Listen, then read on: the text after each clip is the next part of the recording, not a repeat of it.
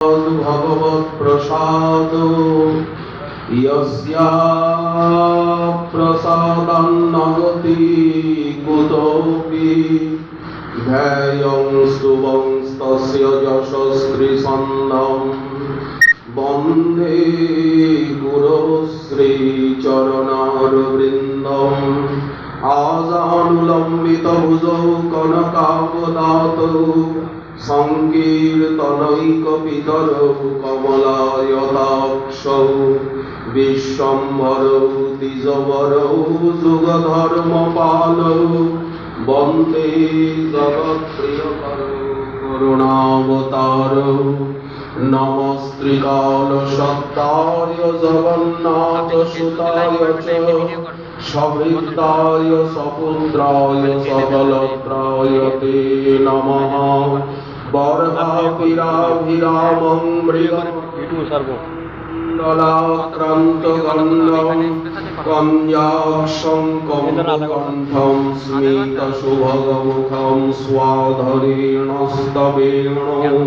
श्यामं शान्तं त्रिभङ्गं रविकरवसनं भूषितं वैजयन्ता वन्दे वृन्दावनस्थं युवतिशतवृतं ब्रह्म गोपालवेशं तप्तकाञ्चन गौराङ्गी राधे वनेश्वरी वृषभानुसुते देवी त्वां नमामि हरिप्रिये मूकं करोति वाचालं पङ्गुं लङ्घयति गिरिं यत्कृपातमहं वन्दे परमानन्दमाधवं वाञ्छाकल्पतरुभ्यश्च कृपासिन्धुभ्य एव च पतितानां पावनेभ्यो वैष्णवेभ्यो नमो नमः हरिभक्तिपराजी च हरिनामपरायणा दुर्वृत्ता वा सुवृत्ता वा तेषां नित्यं नमो नमः नमो धर्माय महते नमः कृष्णाय वेधसे ब्राह्मणेभ्यो नमस्कृत्य धर्मान् वक्ष्ये सनातनान् नारायणं नमस्कृत्य नरं चैव नरोत्तमं देवीं सरस्वतीं व्यासं ततो जयमुदीरयेत् यं प्रव्रजन्तमनुपेतमपेतकृत्वं द्वैपायनो विरहकातरया जुहाव पुत्रेति तन्मयतया तरवोऽभिनेदु स्तं सर्वभूतहृदयं मुनिमानतोऽस्मि यस्यानुभावमखिलश्रुतिसारमेकं मध्यात्मदीपमतितितीर्षतां तमन्धं संसारिणां करुणयाः पुराणगुह्यं तं व्याससूनुमुपजामि गुरुं मुनीनां जय रूप सनातन भट्ट रघुनाथ श्रीजीव गोपाल भट्ट दास रघुनाथ এই ছয় গোসাইয়ের করি চরণ বন্দন যাহা হইতে বিঘ্ন নাশয় অভীষ্ট পূরণ দুর্গমে পথিমেন্ধস্য স্খলৎপাদগতের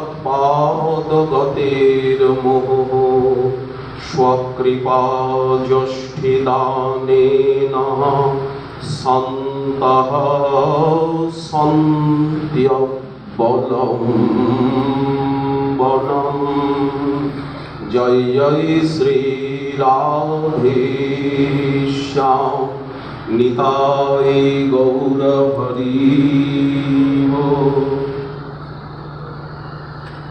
জয় জয় রাধে জয় জয় শ্যাম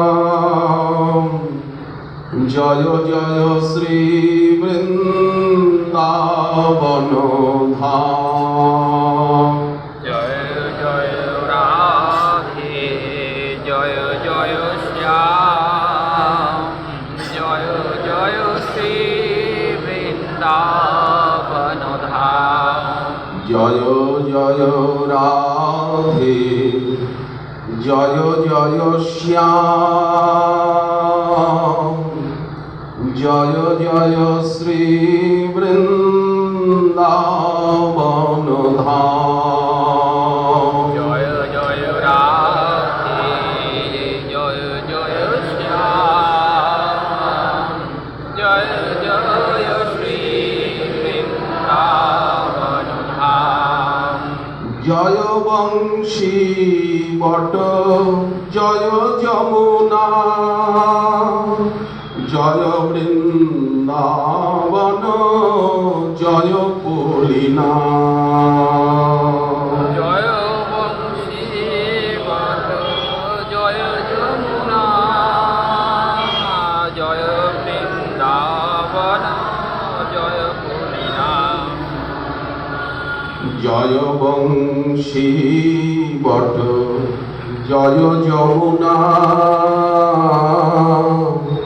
জয় বৃন্দাবন জয় পুলিনা জয় বংশী বট জয় যমুনা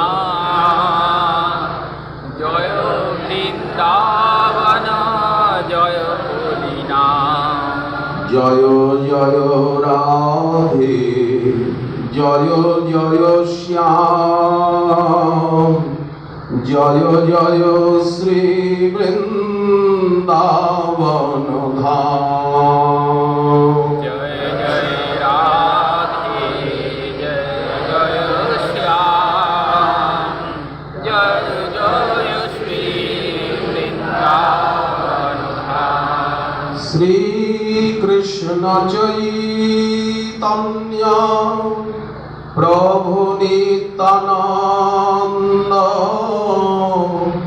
হরে কৃষ্ণ হরে রাম শ্রী রাধা গোবিন্দ হরে কৃষ্ণ হরে কৃষ্ণ প্রভু নিত্যানন্দ হরে কৃষ্ণ হরে রাম শ্রী রাধে গোবিন্দ ও শ্রী কৃষ্ণ চৈতন্য প্রভু নিত্যানন্দ হরে কৃষ্ণ হরে রাম শ্রী রাধে গোবিন্দ কৃষ্ণ চৈতন্য প্রভু নিত্যানন্দ হরে কৃষ্ণ হরে রাম শ্রী রাধে গোবিন্দ ও হরে কৃষ্ণ হরে কৃষ্ণ কৃষ্ণ কৃষ্ণ হরে হরে হরে রাম রাম রাম হরে হরে হরে কৃষ্ণ কৃষ্ণ কৃষ্ণ হরে হরে হরে রাম রাম হরে হরে হরে কৃষ্ণ কৃষ্ণ কৃষ্ণ হরে হরে হরে রাম রাম রাম হরে হরে হরে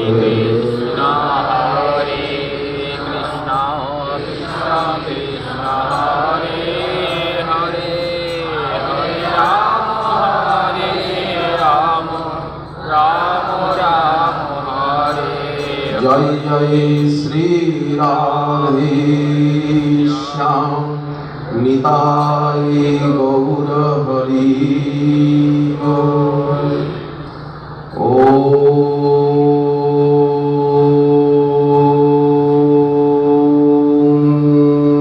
নমো ভগবতে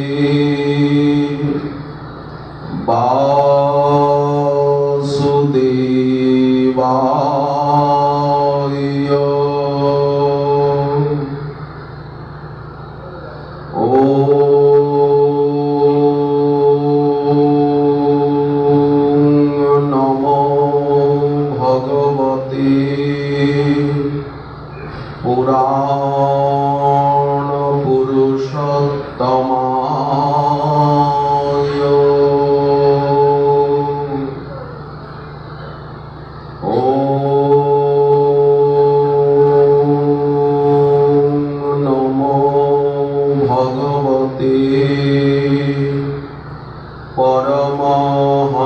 বিংশ সমাস্বাদিত চরণ কমল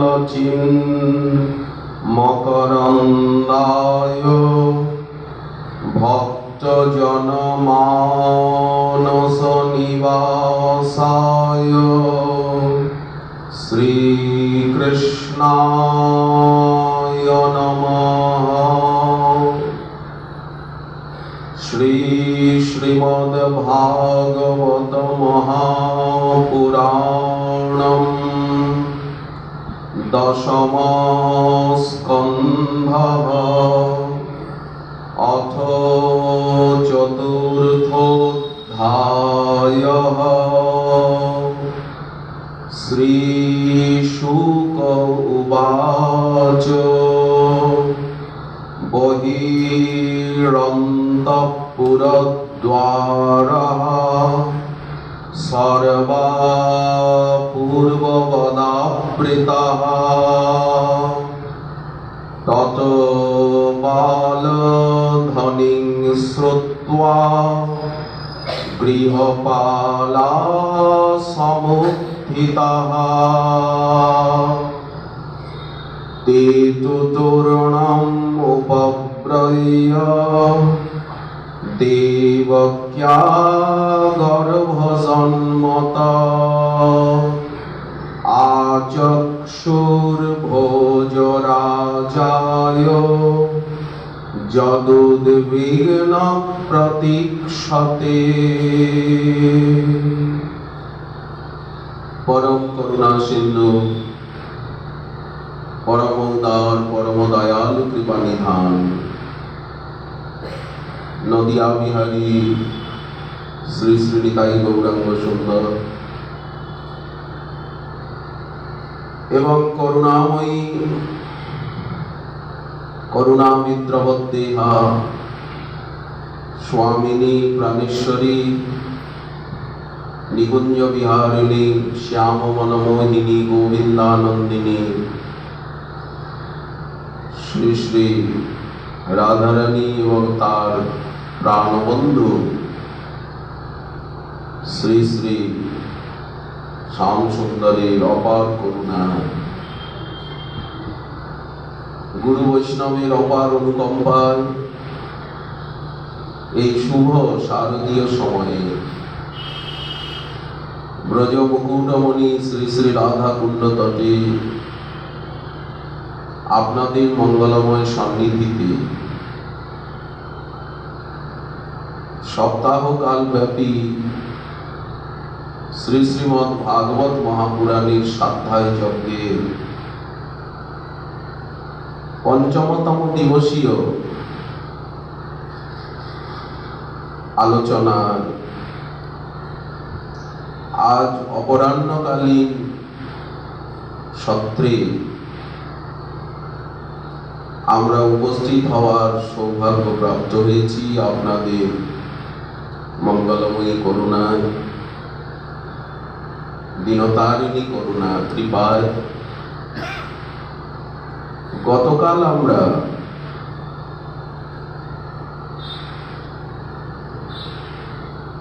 অষ্টম স্কন্ধের কথাসার, নবম স্কন্ধের কথার সার সংক্ষেপ এবং দশম স্কন্ধে তৃতীয় অধ্যায় কৃষ্ণ আবির্ভাব অবধি আস্বাদন করে এসেছি। ভগবতী ভাগীরথীর তটে বসে অগণিত ব্রহ্মর্ষি দেবর্ষি রাজর্ষি কর্তৃক পরিবৃত মহাসভাতে ব্যাসনন্দন শ্রীপাদ বাদরায়ণী পরমহংস কুল মুকুটমণি শ্রীল শুকদেব তিনি ব্রহ্ম শাপগ্রস্ত পৃথিবীপতি প্রায়োপবেশনরত উত্তরানন্দন বৃহস্রভা মহারাজ পরীক্ষিতকে এই অমর গাথা, এই কৃষ্ণ লীলারূপী কৃষ্ণ কথারূপী আনন্দ মন্দাকিনীর ধারায় অবগাহন করাচ্ছে। আর 4টি দিন অতিবাহিত হয়ে গেছে। উনি নিজেই বলছেন যে ক্ষুধা তৃষ্ণা আমাকে স্পর্শ করতে পারছে না। নৈষাতি দুঃসহা খুন্মাং ত্যক্তো দনমপি বাধতে পিবন্তং তন্মুখাম্ভোজচ্যুতং হরিকথামৃতম। নৈমিষারণ্য নিলয়ে শৌনকাদি ঋষিবৃন্দের সমীপে শ্রী সুত মুনি পরিবেশন করছেন সেই ভাগবতী গাথা। দাপর এবং কলির সন্ধিক্ষণে ভাগবতের আবির্ভাব। 5000-এরও বেশি সময় অতিবাহিত হয়ে গেছে, কিন্তু ভাগবত রূপী নিগম কল্পতরুর গলিত রসময় ফল অবিকৃত, আজও আলোচিত হচ্ছে। শব্দে, অর্থে, ভাবে, রসে কোথায়ই কোনো পরিবর্তন আসেনি, চির অবিকার, অবিকৃত। শ্রীল শুকদেব বললেন, হে রাজন, দরজাগুলো আবার পূর্ববৎ বৃহৎ কপাটায় সকিল শৃঙ্খলই। কারাগারের কপাট বন্ধ হয়ে গেল। এইবার নবজাতকের ক্রন্দনধ্বনি শুনে প্রহরীগণ জাগ্রত হল। তারা নিজ কর্তব্য ভুলে গিয়ে আর নিদ্রায় অভিভূত হয়েছিল। এটা অবশ্য ছিল ওই মহামায়ারই কাজ, যা যোগ মায়া জনিনন্দ জায়য়া। গোকুলবাসীগণও কেউ কিছু বুঝতে পারেননি। ব্রজেশ্বরী ব্রজরাজ্ঞীও নন। শ্রী শুকদেব বললেন, নন্দপত্নী যশোদা চ জাতং পরং অবুদ্ধত। যিনি কোন পরম বস্তুকে প্রসব করেছেন, এটি উনি বুঝেছেন, পরম পরমানন্দম। কিন্তু নতন লিঙ্গম, পুত্র কি কন্যা, এটি বোঝেননি। কেন বোঝেননি? বললেন, নিদ্রয়া অপগত স্মৃতি পরিশ্রান্তা। তিনি প্রসব কাতরা। আজ আনন্দ ঘন আনন্দ নিধিকে প্রসব করে কি কেউ কাতর হয়? এটা লোকোক্তি ন্যায় বলা হলো। আসল কারণটি নিদ্রয়া, যোগ নিদ্রয়া অবগত স্মৃতি। ওনার স্মৃতিটি হরণ করে নিয়েছিল অঘটন ঘটন পটীয়সী লীলা শক্তি, বিশুদ্ধ সত্য পরিণতি, যোগ মায়া। তো প্রহরীগণ দ্রুত ছুটে গেলেন। কংস তাড়াতাড়ি শয্যা ত্যাগ করে, এই তো আমার মৃত্যু উপস্থিত, দেবকীর অষ্টম গর্ভ, এই বলে সুতিকাগৃহে এসে উপস্থিত হল। দেবকী তাকে দেখে বলল, দাদা, দৈববাণী অনুসারে আমার অষ্টম গর্ভে পুত্র জন্মাবার কথা, কিন্তু এ তো কন্যা সন্তান, এই দেখো। অতএব তুমি একে হত্যা করো না।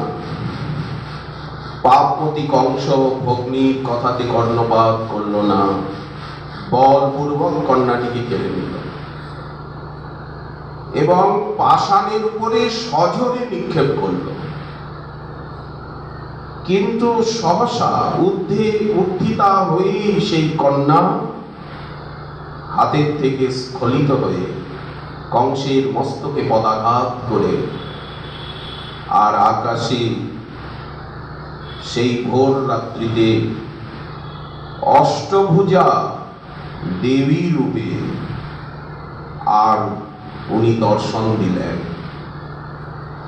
হস্তে হস্তে আয়ুধ ঝনঝন করছে, চকমক করছে সেই আয়ুধগুলো। জলদগম্ভীর স্বরে দেবী বললেন, কি ময়া হতয়া মন্দ, কিবা তোর লাভ হবে বিনাশী আমায়? রে মন্দ, রে অবোধ মূর্খ, আমাকে যদি তুই হত্যা করিসই, দেখ আমাকে তুই মারতে পারিস কি, দেখ আমাকে আমি কে। কিংময়া হতয়া জাত খলু তবান্তকৃত, তব অন্তকৃত, তোমাকে যে অন্ত করবে, শেষ করবে।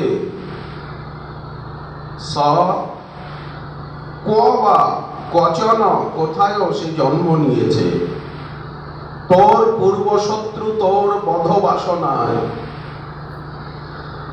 তো অবশ্য জন্ম নিয়েছে, অন্য স্থানে কোন স্থানে করেছে জন্মগ্রহণ।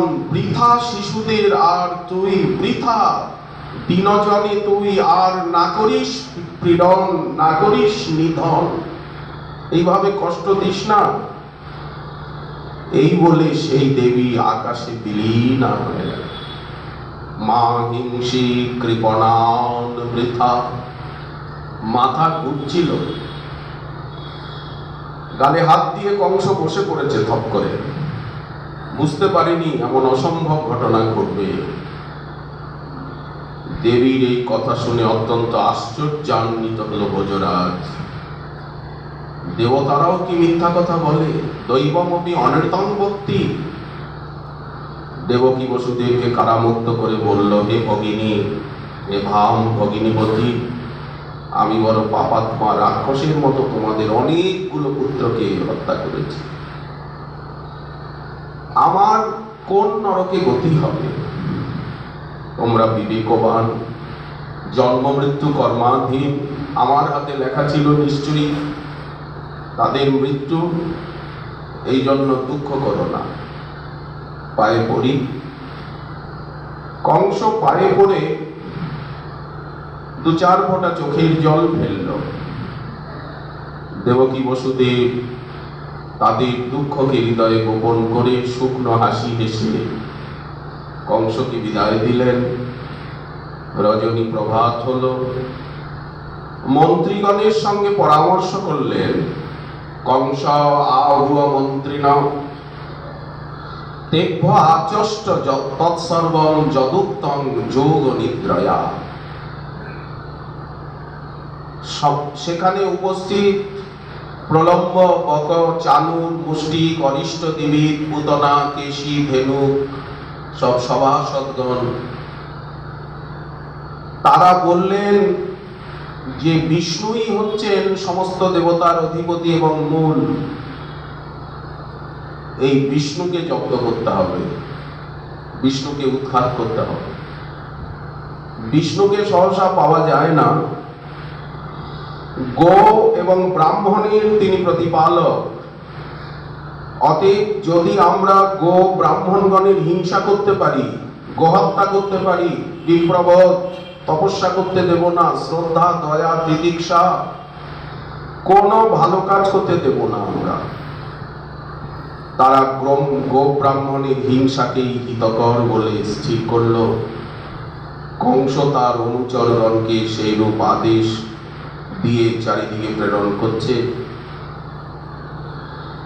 ব্রহ্ম হিংসাং হিতং মেনে কাল পাশাবৃত সুরহ। তারা কাল পাশে আবৃত, কালাধীন হয়ে আজ হিংসাকেই হিতকর বলে মনে মেনে নিল। শ্রী সুখদেব বলছেন, তারা রজতম প্রকৃতি, আরাত আগত মৃত্যব, তাদের শিয়রে সমন। এবং দুর্মন্ত্রীভি সহ সম্মন্ত্র দুর্মতি, তারা অত্যন্ত দুর্মতি এবং তাদের মন্ত্রণা ছিল দুর্মন্ত্রণা, দুষ্ট মন্ত্রণা। যাকে সে কথা পাপিয়ানগণের পাপময় মুক্তি প্রত্যুক্তি। শ্রী সুখদেব বললেন, প্রিয় পরীক্ষিত, নন্দ মহারাজ স্বভাবতই উদার। এইবার আমরা ব্রজের কথায় আসি। ব্রজ জনানন্দ ব্রজে এসেছেন। লীলা নৃত্য। কেউ যদি বলেন এ তো 5000 বছরের পুরাতন ঘটনা, বললেন না, তদেব রম্যং রুচিরং নবং নবম তদেব শস্বন মনসো মহোৎসবম। নন্দ মহারাজ, ব্রজ মহেন্দ্র, গোপরাজ, তিনি স্বভাবতই উদার এবং মহাপ্রাণ। বর্তমানে পুত্র জন্মানোর জন্য উনি আনন্দের আতিশয্যে এত আনন্দে পরিপূরিত হয়ে গেছেন যে মঙ্গল স্নানের দ্বারা উনি পবিত্র হয়ে সেই প্রাতঃস্তনী বেলায় উনি রমণীয় বস্ত্রালঙ্কারে সুসজ্জিত হয়ে আর বেদজ্ঞ ব্রাহ্মণগণকে আমন্ত্রণ করে তিনি তাদের দ্বারা স্বস্তি বাচন করাচ্ছেন। আজ সুপ্রভাতে বেদজ্ঞ ব্রাহ্মণের স্বস্তি বাচনে মুখরিত হয়েছে গোকুলধাম, নন্দভবন। তারপরে পুত্রের জাতকর্ম সংস্কার করছেন। দেবকী বসুদেবের মতো উনি স্তুতিনুতি করেননি, দেবতা এবং পিতৃগণের যথাবিহিত পূজা করলেন। তারপরে সুবর্ণ রৌপ্য নির্মিত অলঙ্কারে সুসজ্জিত বহু সংখ্যক গাভী ব্রাহ্মণগণকে দান করলেন। কালের দ্বারা ভূমি পবিত্র হয়। কোথায় যদি ভূমি অপবিত্র থাকে তাহলে সময়ে সেটা পবিত্র হয়ে যায়। স্নানের দ্বারা দেহ পবিত্র হয়, শৌচের দ্বারা, মৃত্তিকাদি ব্যবহারের দ্বারা যে অপবিত্র বস্তুর স্পর্শে হস্তাদি পবিত্র হয়, তপস্যার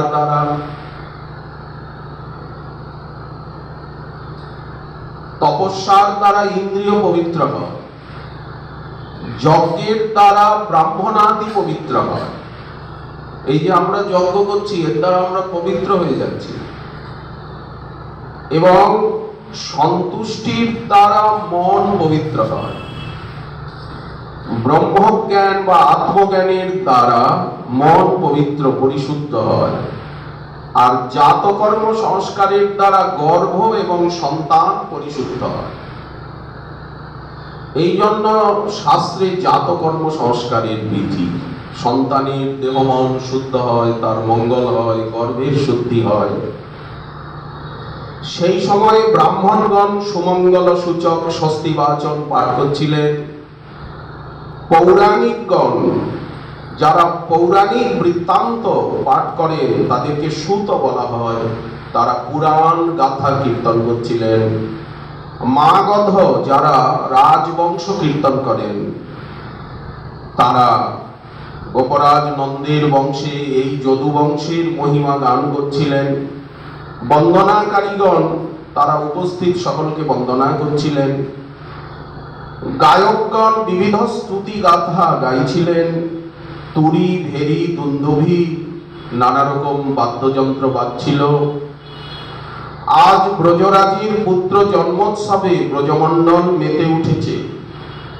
শুধু নন্দভবন নয়, গোকুলের অলিগলি নয়, প্রত্যেকের গৃহের ভিতর বাহির প্রাঙ্গণ সুন্দরভাবে সুসজ্জিত হয়েছিল এবং সুশীত করা হয়েছিল চন্দনাদি জলে। নানা বর্ণের পতাকাগুলি উঠছিল। মাল্য সূক্ষ্ম বসন পত্রের দ্বারা গৃহের তোরণকে সুসজ্জিত করা হয়েছিল। ব্রজের যত গাভী এবং বৃষগণ, বৎসগণ, সকলের অঙ্গে তৈল হরিদ্রা লেপন করা হয়েছিল। নানা বর্ণের মালা, সুন্দর বস্ত্র এবং সুবর্ণের মাল্যের দ্বারা ভূষিত করা হয়েছিল গাভীগণকে, বৃষগণকে, বৎসগণকে। আজ ব্রজবাসী গোপগণ, তারা বহুমূল্য বস্ত্র অলঙ্কার এবং মস্তকে পাগড়ি পরিধান করে সুসজ্জিত হয়ে তারা গোপনারীগণ সঙ্গে ব্রজরাজের পুত্র হয়েছে শুনে পরমানন্দে তারা নন্দালয়ের দিকে নানা উপঢৌকন নিয়ে আর উপস্থিত হচ্ছিলেন। ব্রজ নারীগণ তাদের হস্তে সুবর্ণ থালিতে ছিল হরিদ্রা চূর্ণ তৈল, চন্দন গোরচনা আদি মণিরত্ন আভূষণ। তারা নন্দনন্দনকে হরিদ্রা চূর্ণ এবং তৈল ইত্যাদির দ্বারা অভিষিক্ত করে মাঙ্গলিক দ্রব্য স্পর্শ করে পরস্পরের অঙ্গে ছিটাতে লাগলেন। নারায়ণের গুণগান করছেন, সকলে নন্দনন্দনের মস্তকে হস্ত দিয়ে আশীর্বাদ করছেন, চিরজীবী হও কুমার। সকলে মিলে আর শ্রীহরির জয়গান, শ্রীহরির গুণগান আরম্ভ করছিলেন। বহুবিধ বাদ্য ধ্বনির দ্বারা ঘোষিত হলো যে আজ ব্রজের মাটিতে ব্রজেশ্বরের পুত্র হয়েছে। মহারাজ নন্দ সকলকে সম্মানিত করছিলেন, আশাতীত দ্রব্যাদি দান করছিলেন। সেই উৎসবে ভাগ্যবতী রোহিণী দেবী সমস্ত কিছু দেখাশোনার কাজ করছিলেন। যেদিন থেকে শ্রীকৃষ্ণ নন্দালয়ে এসেছেন, আজ গোপরাজ নন্দের ব্রজমণ্ডল সর্বসমৃদ্ধিতে পূর্ণ হয়ে গেল। ভগবানের সেবার জন্য নন্দব্রজ পরম শোভা সম্পন্ন হয়ে নিজের স্বরূপকে প্রকাশ করল। দেখুন কি সুন্দর বর্ণনা করছেন শ্রী শুকদেব। নন্দস্তাত্মজৎপন্নে জাতাল্লাদ মহামনঃ আহুঃ বিপ্রাণ বেদজ্ঞান স্নাতঃ সুচিরলঙ্কৃতঃ। আমরা এখন মহাজনের পদের মধ্যে দিয়ে এই লীলাকে আস্বাদন করব।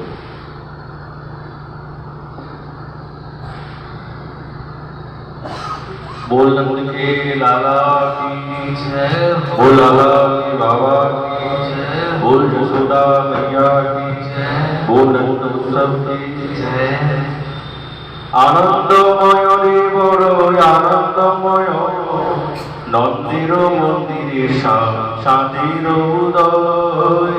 আনন্দময় রে বড় আনন্দময়, নন্দের মন্দিরে চাঁদের উদয়।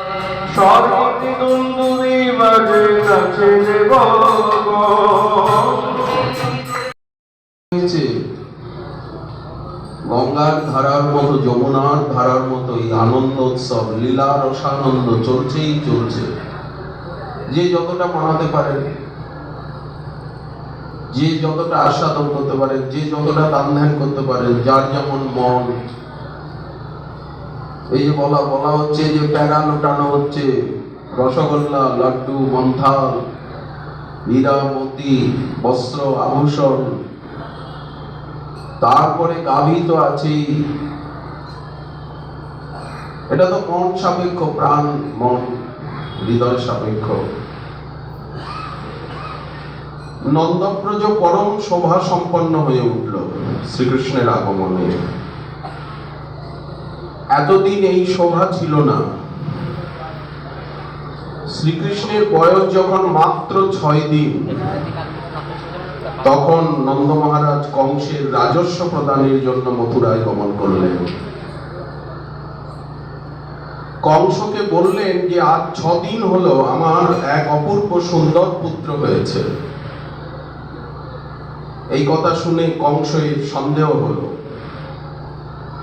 তার প্রাণহন্তা কি? পুতনাকে পাঠালেন গোকুলের শিশুদেরকে হত্যা করার জন্য। বসুদেব মহাশয় নির্জনে নন্দ মহারাজের সঙ্গে সাক্ষাৎকার করলেন। উভয়ে কুশল জিজ্ঞাসা করছেন। শেষে বসুদেব মহাশয় গোপরাজ নন্দকে বললেন, গোকুলে কোনো উৎপাত ঘটতে পারে, অতএব মথুরায় বেশিক্ষণ তোমার থাকা উচিত নয়। এদিকে কংসের দ্বারা প্রেরিতা হয়ে পুতনা নামক রাক্ষসী বকি, পুতনা বলতে এক শ্রেণীর রাক্ষস জাতি, বালঘাতিনী, কংসেন প্রহিতা ঘোরা পুতনা বালঘাতিনী শিশুশ্চচার নিঘ্নন্তি পুরগ্রাম প্রজাতিষু। আজ এই ভয়ঙ্করী রাক্ষসী ছোট ছোট শিশুগুলিকে হত্যা করবার জন্য নগর গ্রাম গোষ্ঠ বিচরণ করছিল। বকি বকাসুরের ভগিনী সে খেচরি আকাশে উড়ে আর গোকুলে এসে উপস্থিত হল। মহারাজ পরীক্ষিত যেন ভীত হলেন। শুকদেব বলছেন, রাজন, ভগবানের নাম গুণ লীলার শ্রবণ কীর্তন স্মরণ যে স্থানে না হয়, আসুরি কি শক্তি রাক্ষস পিশাচাদি তারা তাদের স্বভাব সিদ্ধ দুষ্কর্ম সেইখানেই করে। যেখানে ভগবানের নাম রূপ গুণ লীলার শ্রবণ কীর্তন হয় সেখানে এই সমস্ত রাক্ষসী বা রাক্ষস পিশাচাদির উৎপাত সেখানে হয় না। কামচারিণী আকাশ গামিনী বালঘাতিনী পুতনা গোকুলের সমীপবর্তী হয়ে মায়া বলে সুন্দরী রমণীর বেশ ধারণ করল লীলা শক্তির ইচ্ছায়।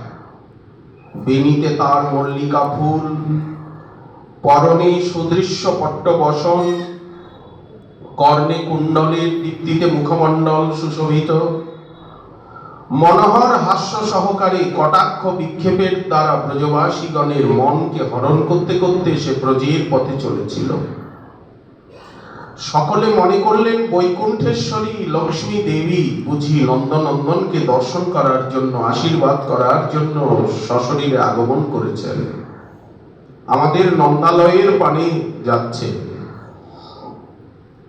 আজ দুষ্ট গ্রহ স্বরূপা পুতনা গোকুলের শিশুগণকে অন্বেষণ করতে করতে যদৃচ্ছাক্রমে সোজা নন্দগৃহে, যেখানে শয্যায় শায়িত ভস্মাচ্ছাদিত অগ্নির মতো অতিশয় তেজযুক্ত দুষ্টের বিনাশক শ্রী নন্দনন্দনকে দেখতে পেলেন। আজ পুতনাকে আসতে দেখেই নন্দনন্দন নয়ন দ্বয় মুদ্রিত করলেন, যেন অপরিচিতাকে দেখে উনি ভীতা হয়েছেন। এখনই যে মারা যাবে তার দিকে কি করে তাকাই, অথবা আমি কপট ব্যক্তির দিকে তাকাতে ইচ্ছা করি না। বিবুদ্ধতাং বালক মারিকাগ্রহম চরাচরাত্মা সনিমিলিতে ক্ষণ। নির্বোধেরা যেমন নিদ্রিত সর্পকে রজ্জু মনে করে কোলে তুলে নেয়, পুতনা তেমনি মৃত্যুস্বরূপ নন্দনন্দনকে সামান্য বালক জ্ঞান কোলে তুলে নিল। রাক্ষসীর হৃদয় অতি কঠোর, কিন্তু বাহ্য ব্যবহার ছিল বড়ই কোমল। পরমা সুন্দরী সেই রমণীকে দেখে যশোদা এবং রোহিণী অভিভূতা হয়ে গেলেন, অনিমেষ নয়নে চেয়ে আছে। তারা কোনো কাজে বাধা দিলেন না। পুতনার বক্ষে ছিল অতি ভয়ঙ্কর বিষ। নিষ্ঠুর স্বভাব পুতনা বালককে কোলে নিয়ে সেই প্রাণ নাশক তার কুচাগ্র নন্দনন্দনের মুখে দিয়ে দিল। আর বালক রূপী ভগবান ক্রোধযুক্ত হয়ে যেন দুই হস্তের দ্বারা আর দৃঢ়ভাবে তার বক্ষকে পেষণ করতে করতে আর পান করতে লাগলেন। শুধু তাই নয়, প্রাণটিকে পর্যন্ত আকর্ষণ করছেন। তখন অসহ্য যন্ত্রণা বুকের ভিতরে, অস্থির হয়ে উচ্চেশ্বরে চিৎকার করে, ওরে ছাড় ছাড়, ওরে ছাড়, আর নয় আর নয় আর নয়। চক্ষু দুটি বিস্ফারিত, সর্বাঙ্গে ঘাম, হস্তপদ ছুটতে ছুটতে, আর্তনাদ করতে করতে, ক্রন্দনধ্বনিতে দিগন্তকে একেবারে বিক্ষুব্ধ করে প্রচন্ড চিৎকারে পৃথিবী কম্পিত হচ্ছে। আর বজ্রপাতের মতো শব্দ হচ্ছে। গোকুলবাসিনীগণ সকলে ভূমিতলে পতিত হলেন। কি হলো? নিশাচরী বক্ষপীড়ায় অস্থির কাতর হয়ে নিজের প্রকৃত রূপকে আর গোপন করতে পারল না। রাক্ষসী রূপ প্রকটিত হলো। নন্দনন্দনকে বুকে নিয়ে উড়ে মথুরায় কংসের কাছে যেতে ইচ্ছা করেছিল, কিন্তু হঠাৎ দেহের থেকে প্রাণ নির্গত হয়ে গেল। হা করে মুখ বেদন করে হাত পা ছড়িয়ে একেবারে বজ্রাহত বিদ্রাসুরের মতো গোষ্ঠভূমিতে বাইরে এসে নন্দভবনের বাইরে এসে গোষ্ঠভূমিতে একেবারে পতিত হলো। 6 ক্রোশ ব্যাপী বৃক্ষ সমূহ একেবারে চূর্ণ বিচূর্ণ হয়ে গেল। এই আশ্চর্যজনক ব্যাপার দেখে সকলে বিস্মিত হলেন, এটা কি করে সম্ভব? তার বিশাল দেহ, লাঙলের ফালার মতো বড় বড় দন্ত, পর্বতের গহ্বরের মতো তার নাসিকা, আর বক্ষদেশকে মনে হচ্ছে যেন ক্ষুদ্র পর্বতের মতো পিঙ্গল বর্ণের কেশরাশি চারিদিকে ছড়িয়ে পড়েছে। চক্ষু দুটি একেবারে অন্ধকূপের মতো বলে মনে হচ্ছে। পুতনার উৎকট চিৎকার শুনে গোকুলবাসীগণের হৃদয় কর্ণ মস্তক বিদীর্ণ হওয়ার উপক্রম হয়েছিল। তারা এই সুবিশাল ভয়ঙ্কর দেহখানি দেখে আরো ভীত হয়ে গেলেন। তখন রাক্ষসীর বুকের উপরে দেখছেন নির্ভয়ে বালক খেলা করছে। তারা ভয়ে বিস্ময়ে ব্যাকুল হয়ে অনেক কষ্টে দ্রুত পদে সেই বুকের উপরে উঠে আর নন্দনন্দনকে নামিয়ে আনলেন। যশোদা রোহিণী মাতার সঙ্গে সমস্ত গোকুলবাসিনীগণ তারা করলেন কি, নন্দনন্দনকে গোমূত্রের দ্বারা স্নান করালেন, সর্বাঙ্গে গোখুর ধূলি লেপন করে দিলেন এবং গোময়ের দ্বারা দ্বাদশাঙ্গে নাম ভগবানের নাম করে করে আর তিলক করে দিচ্ছেন। গোপুচ্ছ ভ্রমণ করালেন, বালকের সর্বাঙ্গে রক্ষা বিধান করলেন, বিষ্ণুর দ্বাদশ নাম উচ্চারণ করে দ্বাদশাঙ্গে গোময়ের তিলক করে দিলেন। এইবার গোপীগণ রক্ষা বিধান করে নন্দনন্দনকে যশোদার কোলে দিলেন। যশোদা স্তন্যপান করাচ্ছেন। বালক সুস্থ আছে, শয্যায় শয়ন করালেন। এই সময়ে গোপরাজ নন্দ তার সঙ্গী গোপগণকে নিয়ে মথুরার থেকে গোকুলে ফিরে এলেন। পুতনার সেই বিশাল দেহখানি দেখে তারা অত্যন্ত বিস্ময় আপন্ন হলেন। বসুদেবের কথা স্মরণ করলেন যে বসুদেব মহাশয় নিশ্চয়ই কোনো ঋষি মুনি বা সিদ্ধ পুরুষ হবেন, উনি যোগ সিদ্ধি লাভ করেছেন।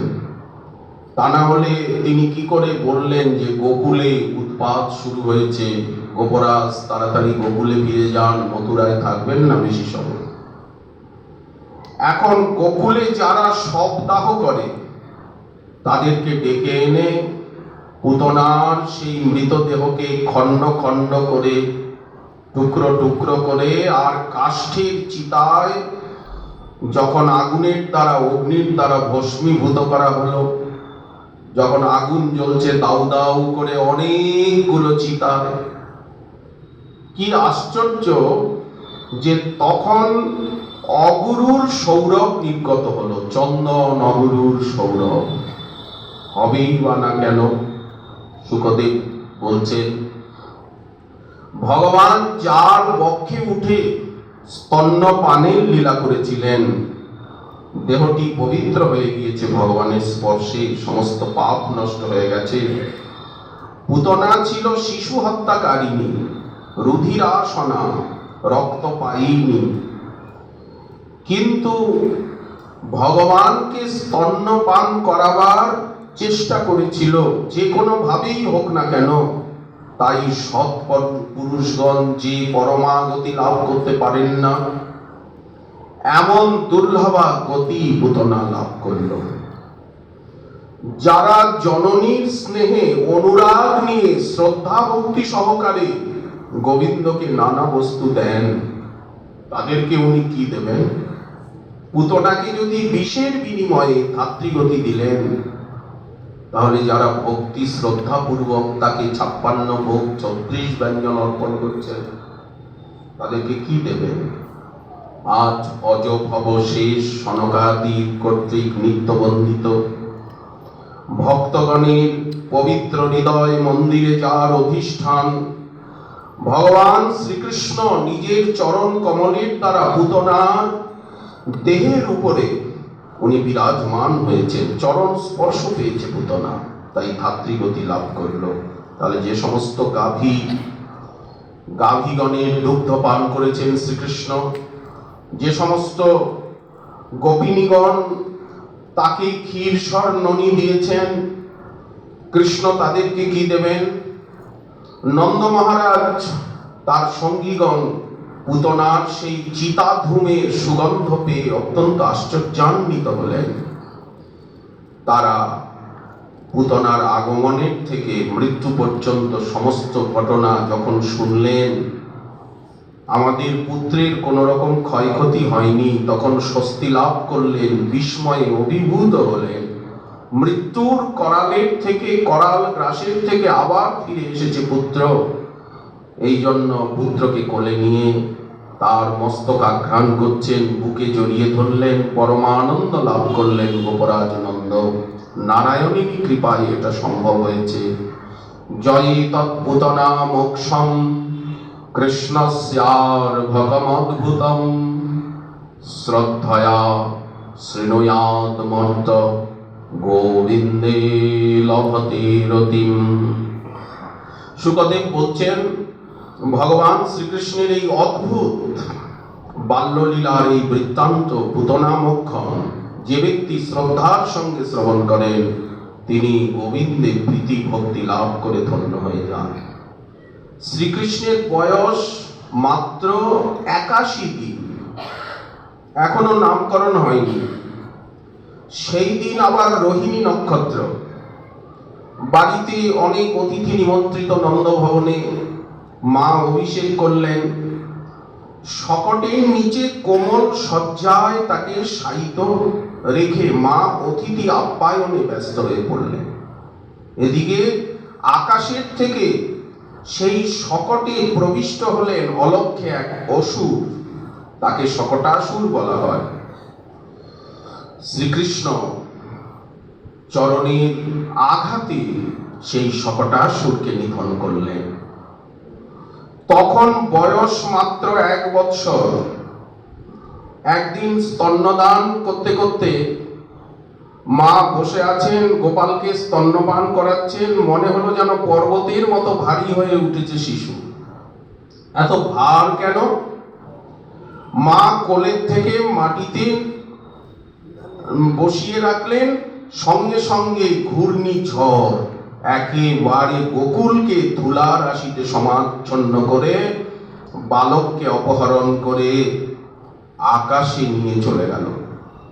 তৃণাবর্ত এলো। কৃষ্ণ তার কণ্ঠদেশ জড়িয়ে ধরলেন হস্তের দ্বারা, কণ্ঠরুদ্ধ হয়ে গেল, প্রাণ বাইরে বেরিয়ে গেল। তৃণাবর্ত তনু দলন করলেন এইভাবে আমাদের বালগোপাল। একদিন যশোদা গোপালকে কোলে নিয়ে আদর করছিলেন, গোপালকে স্তন্যদান করছিলেন। সহসা গোপাল হাই তুলল। মা মুখের দিকে তাকিয়ে আছেন, সেই মুখের ভিতরে মা দেখছেন আকাশ, স্বর্গ, পৃথিবী, চন্দ্র, সূর্য, সমুদ্র, গ্রহ নক্ষত্র, তারকা সব কিছু দেখছেন। দেখতে দেখতে মা অতিশয় বিস্মিত হয়ে গেলেন, ভয়ে কাঁপছেন, নয়ন মুদ্রিত করে নিলেন। যদুকুলের পুরোহিত গর্গাচার্য, তিনি বসুদেব মহাশয়ের দ্বারা প্রেরিত হয়ে নন্দালয়ে এসে উপস্থিত হলেন।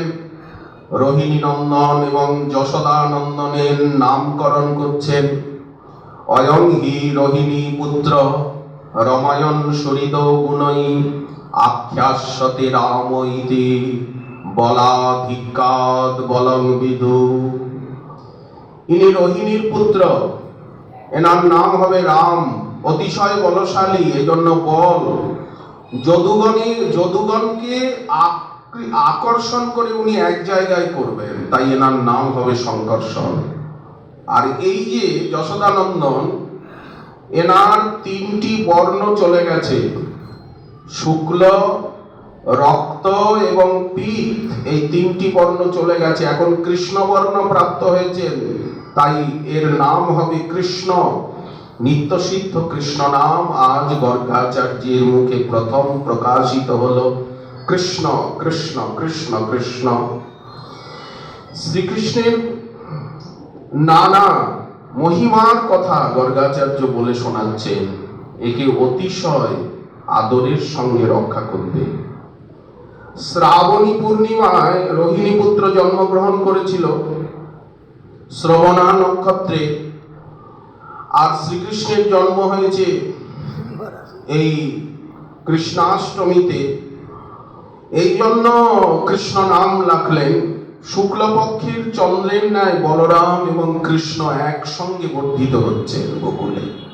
একই সঙ্গে উভয়ের বাল্যলীলা, হামাগুড়ি দিয়ে খেলছেন, তারপরে চরণে ভর দিয়ে হাঁটতে শিখলেন। এই অপূর্ব লীলা শ্রবণ করে মহারাজ পরীক্ষিত জিজ্ঞাসা করছেন, গুরুদেব, নন্দ মহারাজ এমন কি পুণ্যকর্ম করেছিলেন? ভাগ্যবতী যশোদা দেবী কে, যে স্বয়ং ভগবান তার স্তন্যপান করছেন, এইভাবে আত্মদান করেছেন? সুখদেব বললেন, রাজন, নন্দ মহারাজ পূর্বজন্মে ছিলেন দ্রোণ বসুশ্রেষ্ঠ, আর তার পত্নী ধরা দেবী। তিনি কঠোর তপস্যা করেছিলেন, ব্রহ্মার কাছে কৃষ্ণ ভক্তি বর লাভ করেছিলেন। এই জন্মে সেই ধরা যশোদা রূপে, আর বসুপ্রবর দ্রোণ তিনি গোপরাজ নন্দ রূপে আবির্ভূত হয়েছেন। ব্রহ্মার বচনকে সত্য করার জন্য আজ ভগবান এই রূপে লীলা করছেন। কিন্তু আসল কথাটা কি? ধরাদ্রোণ কি নন্দ যশোদা হয়েছেন? তা নয়, তাদেরই অংশ ধরাদ্রোণ হয়ে সাধন করেছিলেন, তারা ধরাদ্রোণেরও অংশী। ও যশোদা রানী, তোমার গোপালের দুষ্টুমির শেষ নেই। দেখো, গোদহনের সময় নয়, কিন্তু সঙ্গীদের নিয়ে বাছুরগুলিকে খুলে দেয়, চুরির নূতন নূতন উপায় বার করে, আর আমাদের বাড়িতে যত দধি, সর, ছানা, মাখন চুরি করে খায়, বানরগণকে খাওয়ায়। বানরের যদি পেট ভরে যায়, ওরা আর খেতে চায় না, তখন রাগ করে শ্রীকৃষ্ণ করে কি, হাড়িগুলো ভেঙে দেয়। দুষ্টুমি করে, আমরা উঁচু শিকায় তুলে রাখি, কিন্তু কত কৌশল অবলম্বন করে সেখানের থেকে হাড়িগুলোকে নামায়। একটা পিঁড়ি পাতে, তার উপরে উলুখল, যদি নাগাল না পায়, শিকায় যে ভাণ্ডটা আছে তার তলায় করে কি, যষ্ঠির দ্বারা আঘাত করে ছিদ্র করে দেয়, আর হা করে মুখ পেতে আর খেতে থাকে। মাটিতে বয়ে যায় ঘৃত। কোন ভাণ্ডে কি বস্তু আছে? বড়ই আশ্চর্যের কথা, তোমার গোপাল সব জানতে পারে। আমরা যদি ধমকাই, তখন হাসতে থাকে। আবার যদি কারো ঘরে কিছু না পায়, তখন তার ঘরে গিয়ে করে কি, শয্যায় মল মূত্র ত্যাগ করে, আর ঘুমন্ত শিশুকে চিমটি কেটে জাগিয়ে ছুটে পালায়। যশোদা রানী কি উৎপাত না করে তোমার পুত্র? যদি আমরা অন্ধকার ঘরে দ্রব্যাদি লুকিয়ে রাখি, তো সে যখন সেই ঘরে প্রবেশ করে, তখন ঘরটা আলোকিত হয়ে যায়। রানীমা, সুতরাং তার এই যে চুরির কৌশল, কত বুদ্ধি, তোমার পুত্রের উপদ্রব আর কত বলবো। দেখো, সাধুর মতো কেমন চুপচাপ রয়েছে তোমার কোলে। যখন গোয়ালিনীগণ যশোদার নিকটে এরকম অভিযোগ করেন, শ্রীকৃষ্ণ কখনো নিকটে দাঁড়িয়ে আছেন, মায়ের ভৎসনার ভয়ে চোখ দুটো ছলছল করছে, বদনে অপূর্ব শোভা প্রকাশিত হয়েছে। ব্রজে প্রসিদ্ধং নবনীত চৌরম, ব্রজাঙ্গনানাং দুকুলঞ্চ চৌরম, শ্রীরাধিকায়া হৃদয়স্য চৌরম, চৌরাগ্রগণ্যম পুরুষং নমামি। শ্রীকৃষ্ণের মুখখানা ছলছল করছে, চোখ দুটি ছলছল করছে, মুখখানা মলিন হয়ে গেছে, অপূর্ব শোভা। কৃষ্ণকে দেখে ব্রজবাসিনীগণের মহা আনন্দ হলো, ভয় পেয়ে গেছে। মা হাসতে লাগলেন, গোপালকে তিরস্কার করতে ইচ্ছা করলেন না। এইভাবে দিন বয়ে যাচ্ছে, বড় বাড়াবাড়ি আরম্ভ হয়ে গেল। আজ ব্রজগোয়ালিনীগণের বাড়িতে গিয়ে শ্রীকৃষ্ণ বলরাম সখাগণের সঙ্গে নারায়ণের পুজোর জন্য শুদ্ধভাবে প্রস্তুত দধি, নবনীত, লাবড়ি, সন্দেশ যা পান চুরি করে খান। তারা মা যশোদার কাছে গিয়ে জানান। তিনি চিন্তা করলেন মনে মনে, গোপাল চুরি করে খায় কেন? আমাদের ঘরে তো কোনো অভাব নেই। এর কারণ হচ্ছে দাসীরা ক্ষীর সর নবনীত যে প্রস্তুত করে হয়তো স্বাদিষ্ট হয় না। দাসীদের তৈরি ক্ষীরসর নবনীত সুস্বাদু হয় না। এই জন্য, এছাড়া গোপাল বড় দুরন্ত দৌড়াদৌড়ি করে, সামলাতে পারি না, দাসীরাও পারে না, পেট ভরে খায় না। আজ থেকে আমি গোপালের জন্য ক্ষীরসর নবনীত প্রস্তুত করব, আমি নিজের হাতে তাকে খাওয়াবো। কিন্তু সেই সুযোগ মা পান না, দাসীরা বাধা দেন। দেখতে দেখতে কার্তিক মাস এসে গেল, অমাবস্যা তিথি, দীপান্বিতা, দেওয়ালি। নন্দ মহারাজ সমস্ত পার্ষদবর্গকে নিয়ে, গোপবর্গকে নিয়ে ইন্দ্রযাগের উদ্দেশ্যে এসেছেন গোবর্ধনে। মানসী গঙ্গা তটে সেই সময় ইন্দ্রযাগ মহোৎসব হতো। মা দাসীগণকে পাঠিয়ে দিয়েছেন, যাও তোমরা গোবর্ধন পর্বতে যাও। সন্ধ্যাকালে মা পদ্ম গন্ধি গাভীর দুগ্ধ তিনি দহন করে আর দই জমিয়েছেন।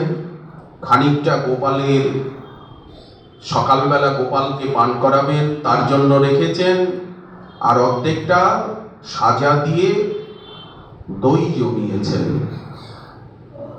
আজ শুক্লা প্রতিপদ, আজ ইন্দ্রজাগ, কার্তিকী শুক্লা প্রতিপদ। রাত্রির শেষ প্রহরে তাড়াতাড়ি জাগরিত হয়ে মা গোপালকে শয্যায় একা রেখে নিজেই দধি মন্থন করছিলেন।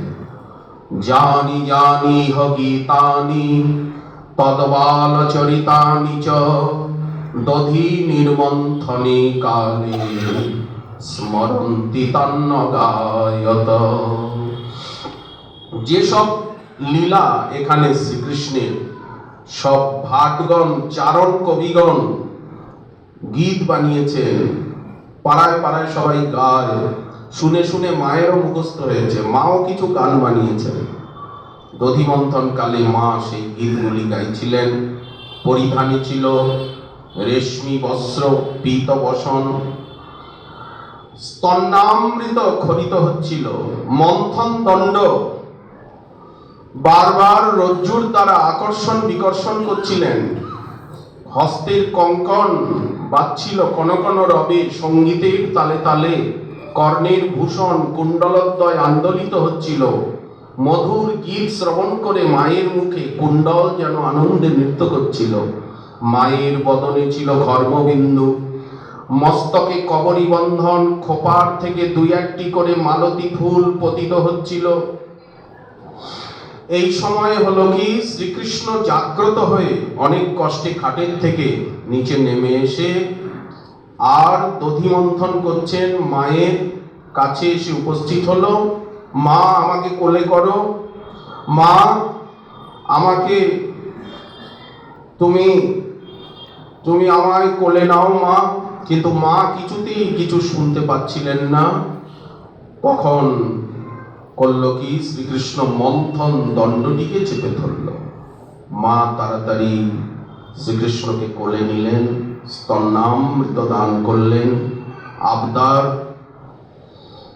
এখন এর মধ্যে হলো কি, মা চুল্লিতে, উনানে, কড়াইয়ে চাপানো যে পদ্মগন্ধি গাভীর দুধ জাল দিচ্ছিলেন, অল্প অল্প আছে সেটা উতলে উঠেছে দেখে মা করলেন কি, অতৃপ্ত পুত্রকে কোলের থেকে নামিয়ে অগ্নির তাপ কমাবার জন্য এবং দুগ্ধ রক্ষার জন্য সেই দিকে ছুটলেন। এই ব্যবহারে শ্রীকৃষ্ণের অত্যন্ত ক্রোধ হলো, রক্তবর্ণ অধর স্ফুরিত হতে লাগলো। নবোদ্গত দন্তের দ্বারা অধরকে দংশন করে তিনি কি করলেন, একটা নোড়ার দ্বারা সেই দধি ভাণ্ডটিকে ভঙ্গ করলেন। কপটতায় কাঁদছেন, পতিত দধির উপরে চরণ দিয়ে উনি চলে গেলেন, লোকাচ্ছেন। সেখানে যে নবনীত ছিল সেই নবনীত হাতে নিয়ে খেতে খেতে সোজা নবনীত ঘরে চলে গেলেন, যে ঘরে শিকায় নবনীত ভাণ্ড সব রাখা আছে।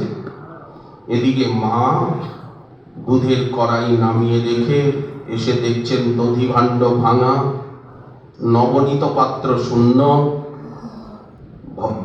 দেখছেন গোপালের পায়ের ছাপ, অর্ধমথিত দধি চারিদিকে গড়াচ্ছে। এখানে তো কেউ নেই, এত সকালে পুত্র এই কাজ করেছে, তাকে ভয় দেখানো প্রয়োজন। মা দেখছেন ছোট্ট ছোট্ট পায়ের ছাপ, কাছেই দেখতে পেলেন একটা সোনার লাঠি। গোপাল কাল রাত্রে খেলতে খেলতে এখানে ফেলে রেখেছে। সেই সোনার লাঠিটাকে নিয়ে স্বর্ণ যষ্ঠী স্বর্ণদণ্ড নিয়ে মা এগিয়ে যাচ্ছেন। দেখছেন উলুখ একেবারে নবনীত এর ঘরে চলে গেছে, যেখানে নবনীত আদি রক্ষিত আছে। সেখানে দেখছেন শিকার উপরে বসে, আর উলুখলের উপরে বসে শিকায় রক্ষিত যে হাড়িগুলি, সেই হাড়ির থেকে নবনীত নিচ্ছে আর বানরগুলিকে বিলাচ্ছে, নিজেও খাচ্ছে, খাওয়াচ্ছে।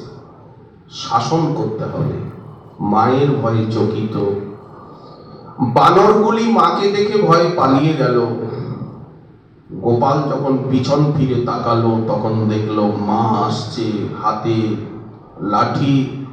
তখন উলুখলের থেকে লাফ দিয়ে ছুটে গৃহের বাইরে গেলেন। যশোদাও পিছনে পিছনে ছুটছে। সচ্চিদানন্দ ঘন বিগ্রহ শ্রী ভগবানকে লাভ করবার জন্য কত যোগী মুনি ঋষি যুগ যুগ ধরে সেবার্চনা যাগযজ্ঞ, কত ধ্যান ধারণা পরিশ্রম করছেন, কিন্তু তাকে ধরতে পারেন না। আজ সেই ভগবানকে ধরে শাসন করবার জন্য যশোদা যষ্টি হস্তে পশ্চাৎ পশ্চাৎ ধাবিত হচ্ছেন, তিরস্কার করতে করতে। ধন্য বাৎসল্য প্রেমের মহিমা, ধন্য গোকুল ধাম। ছুটতে ছুটতে মা বলছেন, আজ আমার হাতে তোর নিস্তার নেই, তুই যেখানে যাবি সেইখানেই আজ আমি তোকে ধরবো, সমুচিত শাস্তি দেব। আরো ছুটছেন, মাও জোরে ছুটছেন। কিছু দূর যাবার পর যশোদা দাঁড়িয়ে গেলেন, মনে মনে ভাবছেন, আমার পায়েই যেভাবে কাকর বাধার সৃষ্টি করছে কঠিন ভূমি, নবনীত অপেক্ষাও কোমল শ্রীকৃষ্ণের পদতল এমনভাবে দৌড়াচ্ছে, নিশ্চয়ই ব্যথা লাগছে। না না না না না, আমি বড় ভুল করেছি, কেন আমি এমন কার্য করলাম। আমার ভয়ে বালক ছুটতে ছুটতে রাজপথে চলে গেল। যশোদা দাঁড়িয়ে পড়েছেন। শ্রীকৃষ্ণ পিছন ফিরে দেখলেন যে মা দাঁড়িয়ে আছে, উনিও দাঁড়িয়ে গেলেন। শ্রীকৃষ্ণের গতি রুদ্ধ হয়ে গেল। মা যখন মনে মনে ভাবলেন, ওর পায়ে নিশ্চয়ই কঠিন মাটি এবং কঙ্করে ব্যথা লাগছে, এটা আমি ঠিক কাজ করি নাই, যদি পড়ে যায়। কৃষ্ণ দাঁড়িয়ে গেছেন, সঙ্গে সঙ্গে মা হঠাৎ ছুটে এসে শ্রীকৃষ্ণের ডান হাতটা ধরে ফেললেন। যোগ তপ অর্চনাদি যে যাই করুক না কেন, তিনি সব সময় ধরা ছোঁয়ার বাইরে থাকেন। কিন্তু যদি তাকে লাভ করবার জন্য কারো মন কাঁদে, তিনি যদি ব্যাকুল হন, নিশ্চয়ই তাকে ধরা দেবেন। এই লীলায় দেখালেন, মা ব্যাকুল হয়ে গেলেন, সঙ্গে সঙ্গে শ্রীকৃষ্ণ ধরা দিলেন। বাৎসল্য প্রেম এবং প্রেমাধীনতার প্রমাণ এই লীলা। ভয়ার্ত এবং ক্রন্দনরত কৃষ্ণকে যশোদা বললেন, এতদিন গোয়ালিনীগণ বলেছিল তাদের বাড়িতে তুই দধি স্বর নবনীত চুরি করে খাস, কত দৌরাত্ম্য করিস, কিন্তু আমি বিশ্বাস করি নাই। আজ আমি সচক্ষে দেখলাম তুই বানরগণের সঙ্গে বন্ধুত্ব করেছিস, এই জন্য তোর স্বভাবটাও বানরের মতো হয়ে গেছে। এক মুহূর্ত স্থির থাকতে পারিস না। দধির হালিগুলি তুই ভেঙে ফেললি, সব উচ্ছিষ্ট করে দিলি। মাখন, এখন মাখন কেমন করে পাবো? তোকে কি খাওয়াবো? কৃষ্ণ কাঁদতে কাঁদতে অবাক হয়ে বলল, মা, আমি তো দধিভাণ্ড ভাঙি নাই। তুমি যখন আমাকে কোল থেকে নামিয়ে আর ছুটে রান্নাঘরে গেলে, তখন তোমার পায়ে যে রূপার মল রয়েছে, সেই মলের আঘাতে দধিভাণ্ড ভেঙে গেছে। কৃষ্ণের মুখে এই রকম কথা শুনে যশোদা বিস্মিত হয়ে চোখ দুটো বড় বড় করে বললেন, ওরে, তুই লোকের বাড়ি চুরি করে আর চোর হয়েছিস। এখন বুঝলাম তুই শুধু চোর নয়, তুই বড় মিথ্যাবাদীও। আজ এমন ভাবে তোকে শাসন করব, তোকে আর সখাদের সঙ্গে আজকে খেলতে দেব না। তুই তোর দুষ্কর্মের পরিণাম আজ বুঝতে পারবি, তোকে বেঁধে রাখবো। শ্রীকৃষ্ণ কাঁদতে কাঁদতে বললেন, মা, তোমার ওই হাতের লাঠি ফেলে দাও। মা, ওরে, তোর প্রহার খেতে যদি এত ভয়, লাঠিতে যদি তোর এত ভয়, তুই চুরি করলি কেন? কৃষ্ণ বললেন, মা, তুমি যখন আমাকে রেখে রান্নাঘরে গেলে, আমি দেখছি নবনীতের ঘরে সব বানরগুলো ভান্ডার ঘরে, ভাড়ার ঘরে প্রবেশ করেছে। ক্ষীর সর ননি চুরি করে বানরগুলো খাচ্ছিল। আমি তাড়াতে গিয়েছি। কি অন্যায় কাজ করেছি! নিজের দোষকে গোপন করার কি রকম প্রচেষ্টা, কি প্রকার উপস্থিত বুদ্ধি! মা মনে মনে ভাবছেন, কেমন বুদ্ধিমান বালক! ওরে চোরের শিরোমণি, তুই গোপরাজের পুত্র হয়ে বানরগণের সঙ্গে বন্ধুত্ব করলি। জননী যখন তিরস্কার করছিলেন, যশোদানন্দন কাঁদছিলেন, অভিমানযুক্ত কত কত কথা বলছিলেন। মা, তুমি আমাকে ছেড়ে দাও, আমি বানরদের সঙ্গেই থাকবো, আমি বনে চলে যাব, আর কোনোদিন তোমার কাছে আসবো না, আর ননি খাবো না, আর আর তুমি আমাকে ননি চোর বলতে পারবে না। বানরদের কাছে থাকবো, তাদের সঙ্গে খেলবো, বনের ফল খাবো। মা ভাবলেন, পুত্র বড় অভিমানী, যদি কোথাও চলে যায় বনে, আজ দাস দাসী নেই, সবাই গোবর্ধনে গেছে, পুত্রকে কে রক্ষা করবে? তাই দুষ্টু গোপালকে আজ আমি বেঁধে রাখবো। কিন্তু রজ্জু কোথায়? তখন মা কেশবন্ধন রজ্জু নিলেন, কিন্তু যতবার মা বন্ধন করতে যাচ্ছেন, 2 আঙ্গুলি কম হয়ে যাচ্ছে। কেন কম হয়ে গেল? এখন এর মধ্যে যখন গোপাল পরিত্রাহী চিৎকার করে কাঁদছে, ও বড় মা রোহিণী, তুমি কোথায়? মা আমাকে বাঁধবে, মা আমাকে বাঁধছে। এই পুত্র এবং মায়ের এই কলহের শব্দ পেয়ে আশেপাশের গোপরমণিগণ এসে গেলেন। শেষে তারাও রজ্জু জোগাড় করতে লাগলেন। অনেক রজ্জু হয়ে গেল, তথাপি মা বাঁধতে পারছেন না। এবং সগেহ দামানি যশোদা সন্দধত্বপি গোপীনাং সুস্ময়ন্তীনাং স্ময়ন্তী বিস্মিতা ভবৎ। এই তোরা হাসাহাসি করছিস কেন? তোরাই বাধা দিচ্ছিস, তোরাই তো প্রশ্রয় দিয়েছিস, যা তোরা এখানের থেকে। গোপাল দেখলেন মা ঘেমেনে অস্থির হয়ে গেছেন। আমাকে বাঁধার জন্য মায়ের এত কষ্ট। কৃষ্ণের যে কোটিতে মা কাঞ্চিদাম বেঁধে দিয়েছেন, সেই কোটি আজ বিশাল পরিমাণ রজ্জুর দ্বারাও বাধা কেন সম্ভব হচ্ছে না?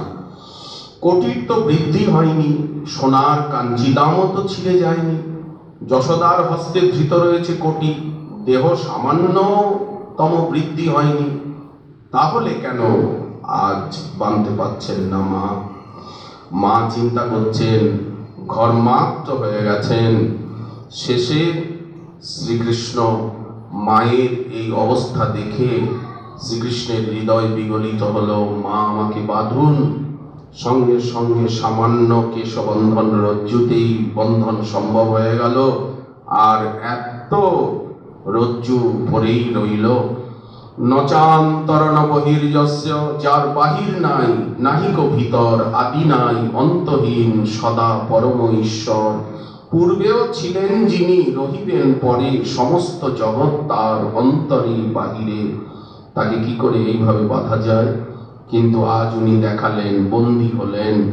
নায়ং সুখাপ ভগবান দেহিনাং গোপিকা সুতঃ জ্ঞানীনাং চাত্মভূতানাং যথা ভক্তিমতামিহ। আজ নন্দনন্দন ভক্তগণের নিকট যেরূপ সহজলভ্য, ব্রহ্মভূত জ্ঞানী, দেহাভিমানী এবং কর্মকাণ্ডের আচরণকারী বা তপস্বী ব্যক্তির নিকট সেই রূপ সুকলভ্য নহে, এটা জগৎকে দেখালেন। মা বেঁধে উলুখলের সঙ্গে, কোটিতে বেঁধে আবার উলুখলের সঙ্গে আরেকটা বন্ধন করলেন। কোমরে একটা বন্ধন আর উলুখলের, বাকি যে অবশিষ্ট রজ্জুটা ছিল সেটা উলুখলের সঙ্গে বেঁধে দিলেন। এখন শ্রীকৃষ্ণ দুটি অর্জুন বৃক্ষকে দেখতে পেলেন অঙ্গনে। এরা কারা? কুবেরের পুত্র নলকুবর এবং মণিগ্রীব, দেবর্ষি নারদ কর্তৃক অভিশপ্ত হয়ে আর এরা বৃক্ষজনী প্রাপ্ত হয়েছিল।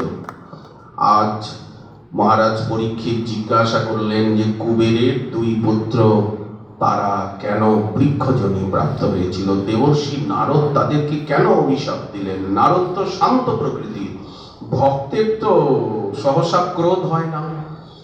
দেবর্ষি নারদের মতো শান্ত প্রকৃতির ভক্তি ব্যক্তি, তিনি ক্রুদ্ধ হয়ে অভিশাপ দিলেন। কি এমন অপরাধ করেছিল? তাহলে সেই অপরাধের প্রসঙ্গটা আমাদের জানা উচিত, আমরা সাবধান হব যে ভক্ত চূড়ামণির ক্রোধ এসেছিল। সেই প্রসঙ্গে সেই কৈলাসে মন্দাকিনীর তীরে সুন্দর বাগানের মধ্যে দেবর্ষি নারদ সেই পথ দিয়ে আসছিলেন। মন্দাকিনীর জলে নেমে আর স্বর্গীয় ললনাগণের সঙ্গে নলকুবর মণিগ্রীব যে জলক্রীড়া করছিলেন, সেই বহুকাল পূর্বের ঘটনা। মদে মত্ত হয়ে দেবর্ষি নারদ সামনে এসে উপস্থিত হলেন, কিন্তু তারা প্রণাম বন্দনা কিছুই করলেন না। দেবীগণ তারা নিজেকে সংযত করলেন, কিন্তু নলকুবর মণিগ্রীব সেইভাবেই দাঁড়িয়ে রইল। তখন উনি অপূর্ব বীণা যন্ত্রে গাথা গাইলেন যে ধনমতি এর কারণ, যদি এদেরকে দরিদ্র বানাতে পারি তাহলে আর অহংকার আসবে না। সাধু সঙ্গের দ্বারা দরিদ্রের বিষয় তৃষ্ণা দূর হয়ে যাবে, সহজেই চিত্ত নির্মল হবে। রজগুণ জাত মত্ততা জীবের বুদ্ধি নাশ করে, ঐশ্বর্যের সঙ্গে আনুষঙ্গিক ভাবে মদ্যপান, দ্রুতক্রিয়া, এইসব নানা অনর্থ এসে উপস্থিত হয়। দেবর্ষি নারদ এই কথাগুলো উচ্চস্বরে গান করছিলেন, যাও তোমরা বৃক্ষজনী লাভ করবে, যাতে আর এই প্রকার দুষ্কর্ম করতে পারবে না। কিন্তু আমার অনুগ্রহে তোমাদের পূর্বস্মৃতি অক্ষুণ্ণ থাকবে। বৃক্ষজনিতে শতবৎসর অতীত হলে আমার অনুগ্রহে তোমরা শ্রীকৃষ্ণের সান্নিধ্য লাভ করবে, পুনরায় দেবভাব লাভ করে ভগবানের ভক্তি লাভ করে ধন্য হবে। তারাই বৃক্ষ হয়েছিলেন। আজ শ্রীকৃষ্ণ তাদেরকে দেখতে পেলেন আর সেই বৃক্ষের মধ্যে দিয়ে চলে গেলেন হামাগুড়ি দিয়ে। এখন উলুখলটি বক্রভাবে, তেচড়াভাবে সেখানে লেগে গেল। জোরে জোরে টান দিলেন। এই টানের ফলে কি হলো? বিশাল আকারের প্রাচীন বৃক্ষ দুটি আর উপরে গিয়ে প্রচন্ড নির্ঘোষে ভূমিতে পতিত হলো। কিন্তু সেই শব্দ তখনও কেউ শুনতে পায়নি। সেই বৃক্ষের থেকে দুটি উজ্জ্বল সিদ্ধ পুরুষ বেরিয়ে এলেন। তারা দামোদরকে প্রণাম করলেন এবং শ্রীকৃষ্ণের স্তুতি করলেন। কৃষ্ণ কৃষ্ণ মহাযোগিন তমাদ্য পুরুষপর ব্যক্তা ব্যক্তমিদং বিশ্বম রূপং তে ব্রহ্মণা বিদু। আপনি পরম মঙ্গলময় শান্তমূর্তি, আমরা আপনার অনুচর, কুবেরের পুত্র, আমাদের প্রতি দৃষ্টিপাত করে আমাদেরকে উপদেশ দানে আজ্ঞা করুন। দেবর্ষি নারদের কৃপার প্রভাবে আপনার দর্শন পেয়েছি আমরা। আজ আমরা বুঝতে পারলাম যে আপনার ভক্তি, ভক্তের কত মহিমা। আমাদের বাণী যেন সবসময় আপনার গুণ কীর্তন করে, আমাদের কর্ণযুগল সবসময় যেন আপনার কথা শ্রবণ করে, হাত দুটো সবসময় যাতে সেবা কর্ম করে, আমাদের মন যেন সবসময় আপনার চরণ চিন্তা করে, আর আমাদের মস্তক যেন সর্ব জগতে বিরাজমান যে আপনি আপনাকে প্রণাম করে আমাদের দৃষ্টি যেন সাধু দর্শন করে, আপনার শ্রীবিগ্রহ দর্শন করে। ভগবান গোকুলেশ্বর তিনি নলকুবর মণিগ্রীবের স্তুতি শুনে বদ্ধ অবস্থায় হাসতে হাসতে বললেন যে তোমরা ধনগর্বিত হয়েছিলে, দয়ালু দেবর্ষি নারদ অভিশাপ দিয়ে তোমাদেরকে মহান অনুগ্রহ করেছেন। তোমরা আমার ভক্তের নিকট অপরাধ করেও আজ তিনি অপরাধ গ্রহণ করেননি, তোমাদেরকে বৃক্ষজনী প্রাপ্ত করিয়ে আর ধনাভিমান দূর করে দিয়েছেন। এটা দেবর্ষি নারদেরই অনুগ্রহ। সাধু দর্শন আর সূর্য দর্শন দুটি এক। সূর্য উদিত হলে যেমন অন্ধকার থাকে না, তেমনি সাধু দর্শন করলে আর ভববন্ধন থাকে না। ভগবান নিজে সাধু দর্শনের মহিমা বলছেন, কৃপাশীর্বাদ করলেন, যাও তোমরা এবার নিজ লোকে ফিরে যাও, তোমাদের আমার চরণে রতি হয়েছে, আর কোনোদিন তোমাদের মন বিপথে যাবে না। আজ তারা দামোদরকে দর্শন করে দামোদরকে পরিক্রমা করে উত্তর দিকে চলে গেলেন। এই সময়ে সেই বৃক্ষ দুটি, ওরা চলে গেলে পরে সবাই বৃক্ষ দুটি পতনে বিশাল শব্দ শুনতে পেল। মা যশোদা মূর্ছিত হয়ে পড়ে গেছেন। এইদিকে সবাই ছুটে এলেন গোবর্ধন তটের থেকে। কি হলো নন্দালয়ে ছুটে এলেন বিপদ আশঙ্কায়। তারা দেখতে পেলেন বৃক্ষ দুটি উৎপাটিত এবং তার ভিতরে অনেক কষ্টে দেখতে পেলেন খুঁজে খুঁজে যে শ্রীকৃষ্ণ উলুখল আবদ্ধ অবস্থায়। গোপবালকগুলি শ্রীকৃষ্ণকে দেখিয়ে দিল। তিনি তখনও উলুখলকে আকর্ষণ করছিলেন।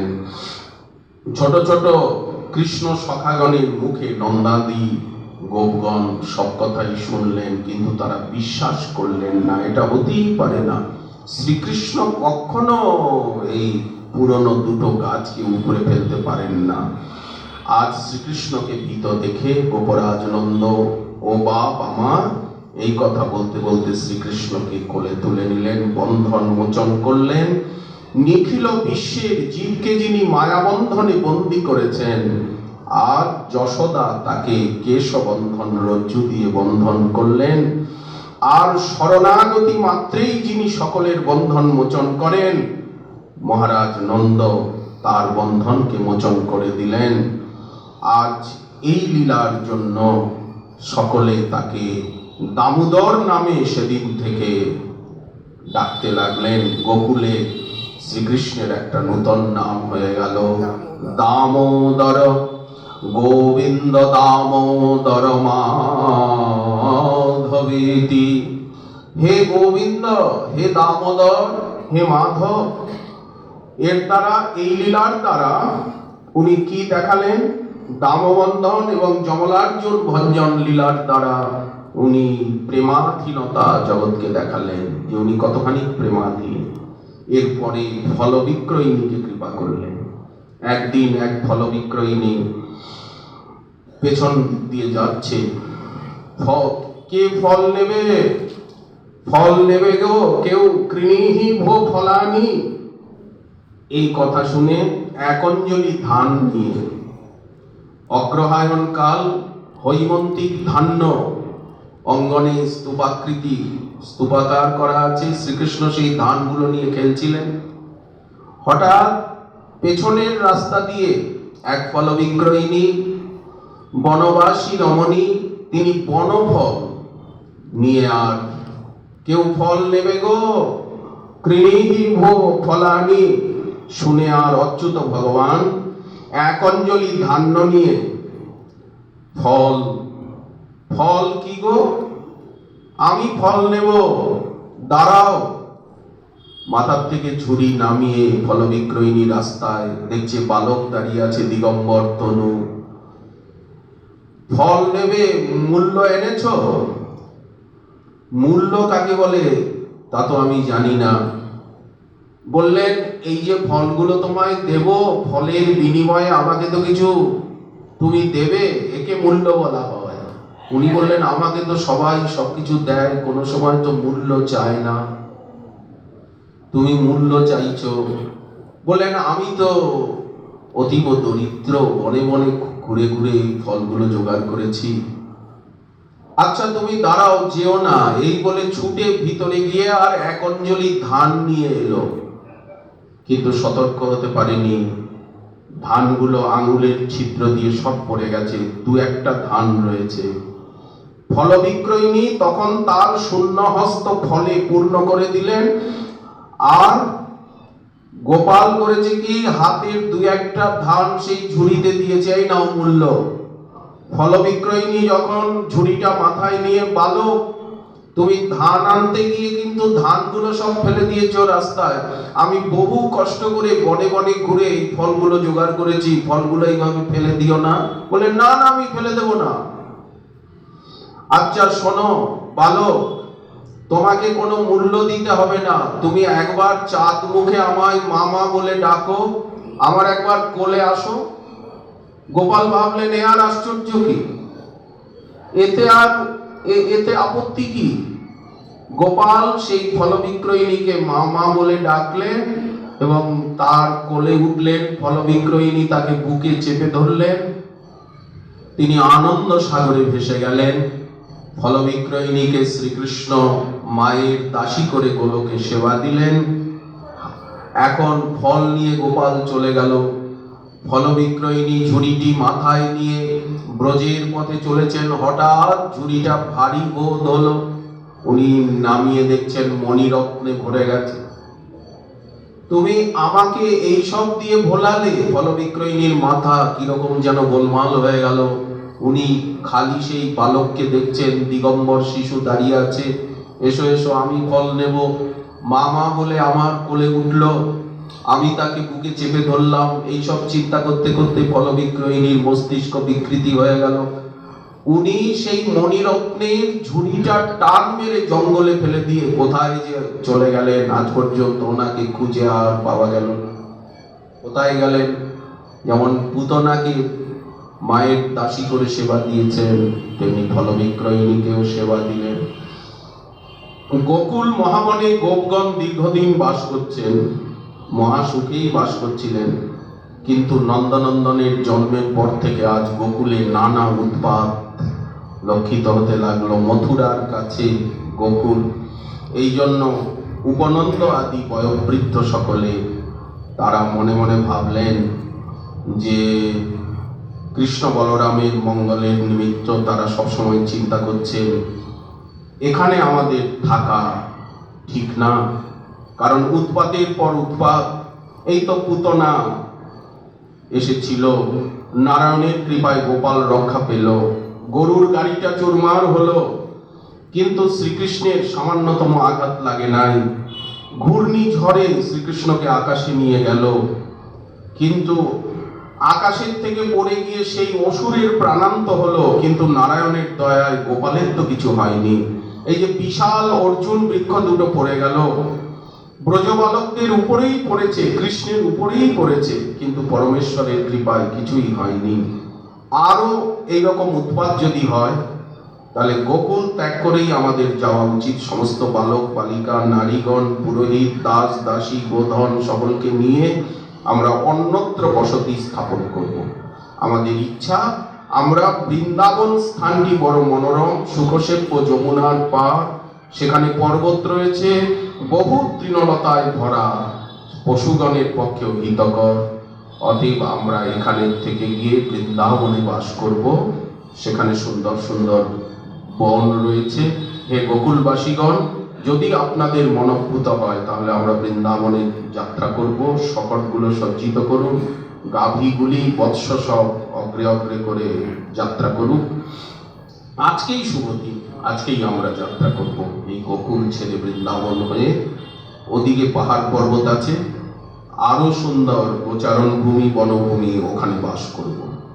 উপনন্দের পরামর্শ শুনে সমস্ত ব্রজবাসী একত্রিত হয়ে, গোকুলবাসী একত্রিত হয়ে শকটগুলিকে সুন্দরভাবে সুসজ্জিত করে ঘর সংসারের সমস্ত জিনিস গাড়িতে বোঝাই করে তারা বৃন্দাবনের উদ্দেশ্যে যাত্রা করলেন। সমস্ত বৃদ্ধ বৃদ্ধা বালক বালিকা স্ত্রীগণ স্ত্রীলোকদের মহিলাদেরকে গাড়িতে চড়িয়ে আর গোপগণ বড় বড় যষ্টি হস্তে নিয়ে খুব সতর্কতার সঙ্গে চলছেন। গরুর পাল, আগে আগে চলছে বাছুর।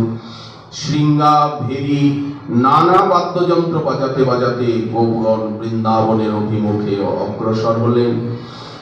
বৃন্দাবন যাত্রার সময় বিশেষভাবে সজ্জিত হলেন তারা, নানা অলংকার, নানা সুন্দর বসনে সুসজ্জিত হয়ে, এবং গোশকটে, রাজকীয় গোশকটে রোহিণী এবং যশোদাও আরোহণ করলেন।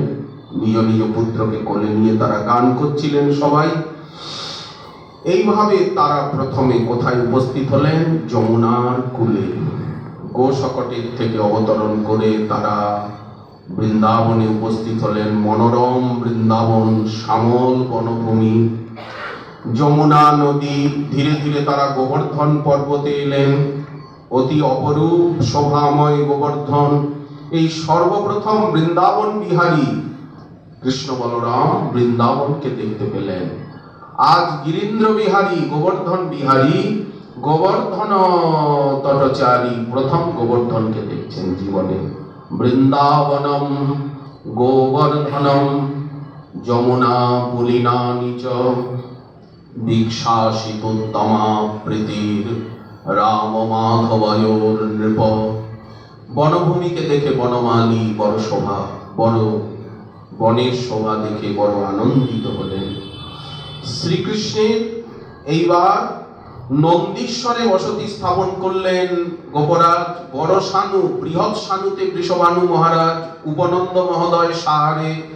এইভাবে ছড়িয়ে ছিটিয়ে নানা জায়গায় গ্রাম করে সব ব্রজবাসীগণ নিবাস আরম্ভ করলেন। তারা বহুদিনের প্রাচীন বসতি গোকুলকে এইভাবে, গোকুলের বাস পরিত্যাগ করে এদিকে চলে এলেন। শ্রীদাম, সুদাম, দাম, বসুদাম, সুবল সমস্ত গোপবালকগণের সঙ্গে শ্রীকৃষ্ণ বৎসচারণ আরম্ভ করলেন। সেই কার্তিক গোপাষ্টমীর শুভ দিনে গোদহন এবং যে বাছুরগুলি দুগ্ধপান ছেড়ে দিয়েছে সেই বাছুরগুলিকে নিয়ে এবার বৎসচারণ লীলা আরম্ভ করলেন। খেলতে খেলতে, গোচারণ করতে করতে নানা প্রকার, কখনো নুপুরের তালে তালে নৃত্য করছেন, কখনো সখাগণের সঙ্গে আনন্দ খেলায় মেতে যাচ্ছেন। বৃষরূপ ধারণ করে, বৃষরূপে সজ্জিত হয়ে মস্তকের দ্বারা মস্তকে আঘাত করছেন, পাখির ডাকের অনুকরণ করছেন, কখনো ময়ূর কোকিলের শব্দ করছেন, বৃক্ষ শাখার থেকে বৃক্ষ শাখায় ঝাঁপ দিচ্ছেন। এইভাবে গোবৎস চারণ করতে করতে একদিন তারা মেতে গিয়েছিলেন। এই সময় বৎসাসুর এসে উপস্থিত হলো। বাছুরের রূপ ধারণ করে এক অসুর এলো। শ্রীকৃষ্ণ করলেন কি, সেই অসুর বৎসাসুরকে পায়ে ধরে আর ঘোরাতে ঘোরাতে ঘোরাতে ঘোরাতে একটা কপিত্থ বৃক্ষ, কদবেল গাছের উপরে ছুঁড়ে দিলেন। সেই বিশাল অসুর, তার প্রাণ চলে গেল। ব্রজবালকগণ বিস্মিত হয়ে গেলেন, আনন্দে কৃষ্ণের প্রশংসা করছেন। বৎসাসুরকে নিধন করলেন। স্বর্গের দেবতাগণ তারা শ্রীকৃষ্ণের মস্তকে পুষ্প বৃষ্টি করছেন। একদিন কৃষ্ণ বলরাম বৎসচারণ করতে করতে তৃষ্ণার্ত হয়ে খদির বনে, সেইখানে বিশাল জলাশয়, জলপান করার জন্য উপস্থিত হয়েছেন। দেখতে পেলেন যে একটা বিরাট কি যেন জন্তু। ভাই, এটা জন্তু নয়, একটা পাখি। কি না, বক পাখি, বিশাল রূপ, তীক্ষ্ণ চঞ্চু বিশিষ্ট। কৃষ্ণকে কাছে দেখে সেই বকাসুর বক পাখির রূপ ধারণ করে এসেছে। খায়রতে খদির বনে এই লীলা, নন্দীশ্বরের কাছেই সে এসে শ্রীকৃষ্ণকে গ্রাস করলো। সখাগণ হায় হায় করছেন। তখন শ্রীকৃষ্ণ বললেন কি, সেই বকাসুরের ঠোঁট দুটোকে ধরে আর তাকে চিড়ে ফেললেন একেবারে। আকাশের থেকে পুষ্প বৃষ্টি হলো, কুসুম বৃষ্টি হচ্ছে, দেবতাগণ স্তুতি করছেন। সখারা এসে বলল, মা, আজ শ্রীকৃষ্ণকে গিলে নিয়েছিল, একটা বিরাট বড় বাউক পাখি হঠাৎ কৃষ্ণকে প্রথমে তো গিলে ফেলেছিল, তারপরে শ্রীকৃষ্ণকে আহ করে, গলায় আগুনের মতো লাগলো, শ্রীকৃষ্ণকে আহ করে বাইরে বের করে দিল। শ্রীকৃষ্ণ বলল কি, তাড়াতাড়ি তার ঠোঁট দুটো ধরে আর ঠোঁট দুটোকে চিড়ে ফেলে দিল। আকাশের থেকে ফুল পড়ছিল, আকাশে নানা বাজনা বাজছিল। মা আজকে কি হলো? এরপরে একদিন ইনি কে না বকাসুর। এরপরে পুতনা এবং বকাসুরের ভ্রাতা অঘাসুর এসে উপস্থিত হলো। ভ্রাতা এবং ভগিনীর পথে প্রতিশোধ নেওয়ার জন্য বিরাট অজগরের মূর্তি ধারণ করে পথের মধ্যে পড়ে রইল।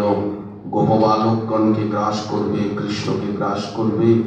গোপবালকগণ কিছু বুঝতে না পেরে অঘাসুরের মুখে সকলে প্রবেশ করে গেলেন। শ্রীকৃষ্ণ তাদেরকে কিভাবে বাঁচাবেন এই চিন্তা করে শ্রীকৃষ্ণ প্রবেশ করে গেলেন। এবং যখন অঘাসুরের গলদেশে চলে গেছেন, হঠাৎ শ্রীকৃষ্ণ নিজেকে বিশাল রূপে বর্ধিত করলেন। তাতে হলো কি, অঘাসুরের প্রাণবায়ু বেরিয়ে গেল। শ্রীকৃষ্ণ তাদেরকে নিয়ে মস্তকের ছিদ্র দিয়ে বাইরে বেরিয়ে এলেন। তাদেরকে অমৃত সঞ্জীবনী দৃষ্টির দ্বারা আর পুনর্জীবিত করলেন।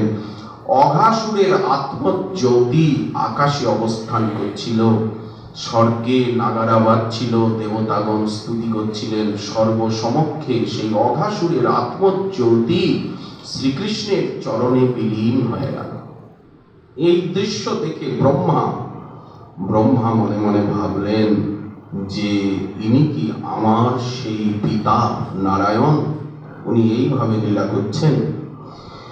এরপরে মহারাজ পরীক্ষিত প্রশ্ন করলেন, হে ব্রহ্মণ, আপনি 5 বছরের লীলা, এই অবধি শ্রীকৃষ্ণের 5 বছরের লীলা, কিন্তু সখারা এই অঘাসুর মর্দন লীলা তারা গৃহে এসে মাতা পিতার নিকট বর্ণন করেছিল 1 বছর পর, যখন শ্রীকৃষ্ণের বয়স 6 বছর। একটা বছরের হিসাব পাওয়া যাচ্ছে না, একটা বছরে কি হয়েছিল। অঘাসুর মোক্ষণ লীলা কেন 1 বছর পরে এসে সখারা গৃহে বলেছিল? তখন শ্রী শুকদেব ব্রহ্মমোহন লীলার অঘাসুর মর্দনের পরে শ্রীকৃষ্ণ বললেন, সখাগণ দেখো কি সুন্দর যমুনা পুরী, আমরা এখানে সব বৃত্তাকারে বসে আর ভোজন করব। গাছের বড় বড় পাতা, প্রস্তর খণ্ড, কেউ বা পদ্ম ফুল ইত্যাদি নিয়ে দধি মাখা অন্ন, নানা আচার, নানা বনফল ভোজন করছিলেন। হাসতে হাসতে শ্রীকৃষ্ণকে এঁঠো খাওয়াচ্ছিলেন, নিজে খাচ্ছেন, শ্রীকৃষ্ণকে এঁঠো খাওয়াচ্ছেন। আর সবাই মনে করছেন শ্রীকৃষ্ণ আমার পাশে বসে আছে, আমার সম্মুখে বসি খায় সুখে সদা রহে মোর পাশে। গোবিন্দের এই ভোজন লীলা দেখে একটু পূর্বেই সত্যলোকের থেকে আগত ব্রহ্মা তিনি অঘাসুর মোক্ষণ লীলা দর্শন করেছেন, আর তার আত্মজ্যোতি শ্রীকৃষ্ণ চরণে মিশে গেছে। এখন এই ভোজন লীলা দেখে উনি মনে মনে ভাবছেন যে যমুনার পুলিনে যেন একটা বিশাল পদ্ম ফুল ফুটে আছে। ওই পদ্ম ফুল আর কিছু নয়, কর্ণিকা হচ্ছে শ্রীকৃষ্ণ আর সখারা হচ্ছে পাপড়ি। উনি উচ্ছিষ্ট খাচ্ছেন গোপবালকে, ওনাকে একটু পরীক্ষা করতে হবে, ইনি কি নারায়ণ? এই চিন্তা করে সৃষ্টিকর্তা ব্রহ্মা করলেন কি, গোবৎসগুলিকে জল পান করিয়ে ঘাসের মাঠে ছেড়ে দেওয়া হয়েছিল। ব্রহ্মা করলেন কি, সেগুলিকে হরণ করে পাহাড়ের গুহায় ঘুম পাড়িয়ে রেখে দিলেন। এদিকে ব্রজবালকরা দেখলেন ভোজন করতে করতে একটাও বাছুর নেই। বাছুরগুলি কোথায় গেল? শ্রীকৃষ্ণ বললেন, তোমরা ভোজন করো, আমি বাছুরগুলিকে খুঁজে আনছি। এদিকে ব্রহ্মা করলেন কি, কৃষ্ণের সমস্ত সখাগণকে হরণ করে আর ওই পাহাড়ের গুহায় ঘুম পাড়িয়ে রাখলেন, একটা বড় প্রস্তর খণ্ড সেই গুহার মুখে চাপা দিয়ে। এখন শ্রীকৃষ্ণ বনে বনে অন্বেষণ করেও একটা বৎস পেলেন না। শেষে যমুনা পুলিনে এসে দেখছেন একটাও সখা নেই। কি আশ্চর্য, একটাও সখা নেই। তিনি শিশুর মতো কেঁদে কেঁদে সখার নাম ধরে ধরে ডাকছেন, শ্রীদাম, সুদাম, দাম, বসুদাম, অর্জুন, স্তবকৃষ্ণ, সুবল, মধুমঙ্গল। কারো কোনো সাড়া পেলেন না। তোমরা কোথায়? যমুনা পুলিনে দাঁড়িয়ে অবোধ শিশুর মতো শ্রীকৃষ্ণ কাঁদছেন। আজ আমি কি করে বাড়ি ফিরে যাব একা? যখন বৃন্দাবনে এসেছিলাম মায়ের নিকট থেকে, তখন মা কত কথা বলেছিলেন, কত কাঁদছিলেন, মাঠে বড় রিপু ভয় আছে, আজ আমি কি করে ফিরে যাব একা? মা জিজ্ঞাসা করবেন, আমি কি উত্তর দেব? আমাদের বৎসগুলো কোথায়, সখাগুলো কোথায়? তখন সহসা ঐশ্বর্য শক্তি জানিয়ে দিল, প্রভু এটা ব্রহ্মার কাজ। তখন তিনি সঙ্গে সঙ্গে করলেন কি, যেমন সখা, যেমন বৎস, শুধু তাই নয়, বাছুরের গলায় যে রজ্জু ছিল, ঘুঙুর বাঁধা ছিল, যেমন পোশাক, চলন, বলন, বাঁশি, শৃঙ্গা, বাছুর চড়াবার লাঠিটা পর্যন্ত পাচনি, তিনি নিজেকে সর্বরূপে প্রকাশ করলেন। প্রকাশ করে নিজেই নিজেকে সঞ্চালিত করে আর উত্তর গোষ্ঠে ফিরে এলেন। এইভাবে 1 বছর সমস্ত গাভী এবং ব্রজবাসিনীগণের মনোরথ পূর্ণ করলেন। আসলে তাদের ইচ্ছা হয়েছিল কৃষ্ণকে পুত্র রূপে পাওয়ার, এবং গাভীগুলিরও ইচ্ছা হয়েছিল শ্রীকৃষ্ণকে বাছুর রূপে পাওয়ার। আজ ব্রহ্মার ভিতরে প্রেরণা দিয়ে এইভাবে তাদের মনোবাঞ্ছা পূর্ণ করলেন। সেদিন বলরাম গোচারণে যাননি, এই জন্য বলরাম এ সম্বন্ধে কিছুই জানেন না। 1 বছর পূর্ণ হতে মাত্র কদিন বাকি, গোবর্ধনে গোচারণ করছিলেন। অলৌকিক কিছু দৃশ্য দেখে বলরাম জিজ্ঞাসা করলেন, এরকম দেখছি কেন? তখন শ্রীকৃষ্ণ সব কথা খুলে বললেন। বলরাম বললেন, তুই একাই বিশ্বকে পাগল করছিস, আর তুই যদি এত মূর্তি ধরিস তাহলে জগৎ কি স্থির থাকতে পারে? এরপরে ব্রহ্মা এসেছেন। ত্রুটিকাল পরে 1 বছর অতিবাহিত হয়ে গেল, দেখলেন পূর্বের মতো গোচারণ চলছে।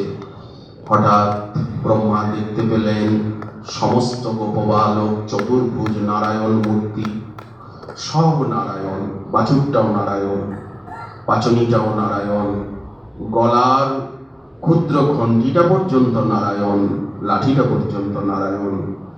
এত নারায়ণ মূর্তি দেখে আর এত ঐশ্বর্য দেখে ব্রহ্মা বংশপৃষ্ঠে মূর্ছিত হয়ে পড়ে গেলেন। যখন মূর্ছা ভাঙল, তখন নিজেকে অপরাধী জ্ঞান করে আর নিচে নেমে এলেন। দেখছেন স্বভাব সুন্দর বৃন্দাবন, শ্রীকৃষ্ণ একা দাঁড়িয়ে আছেন বৃক্ষতলে, কেউ নেই।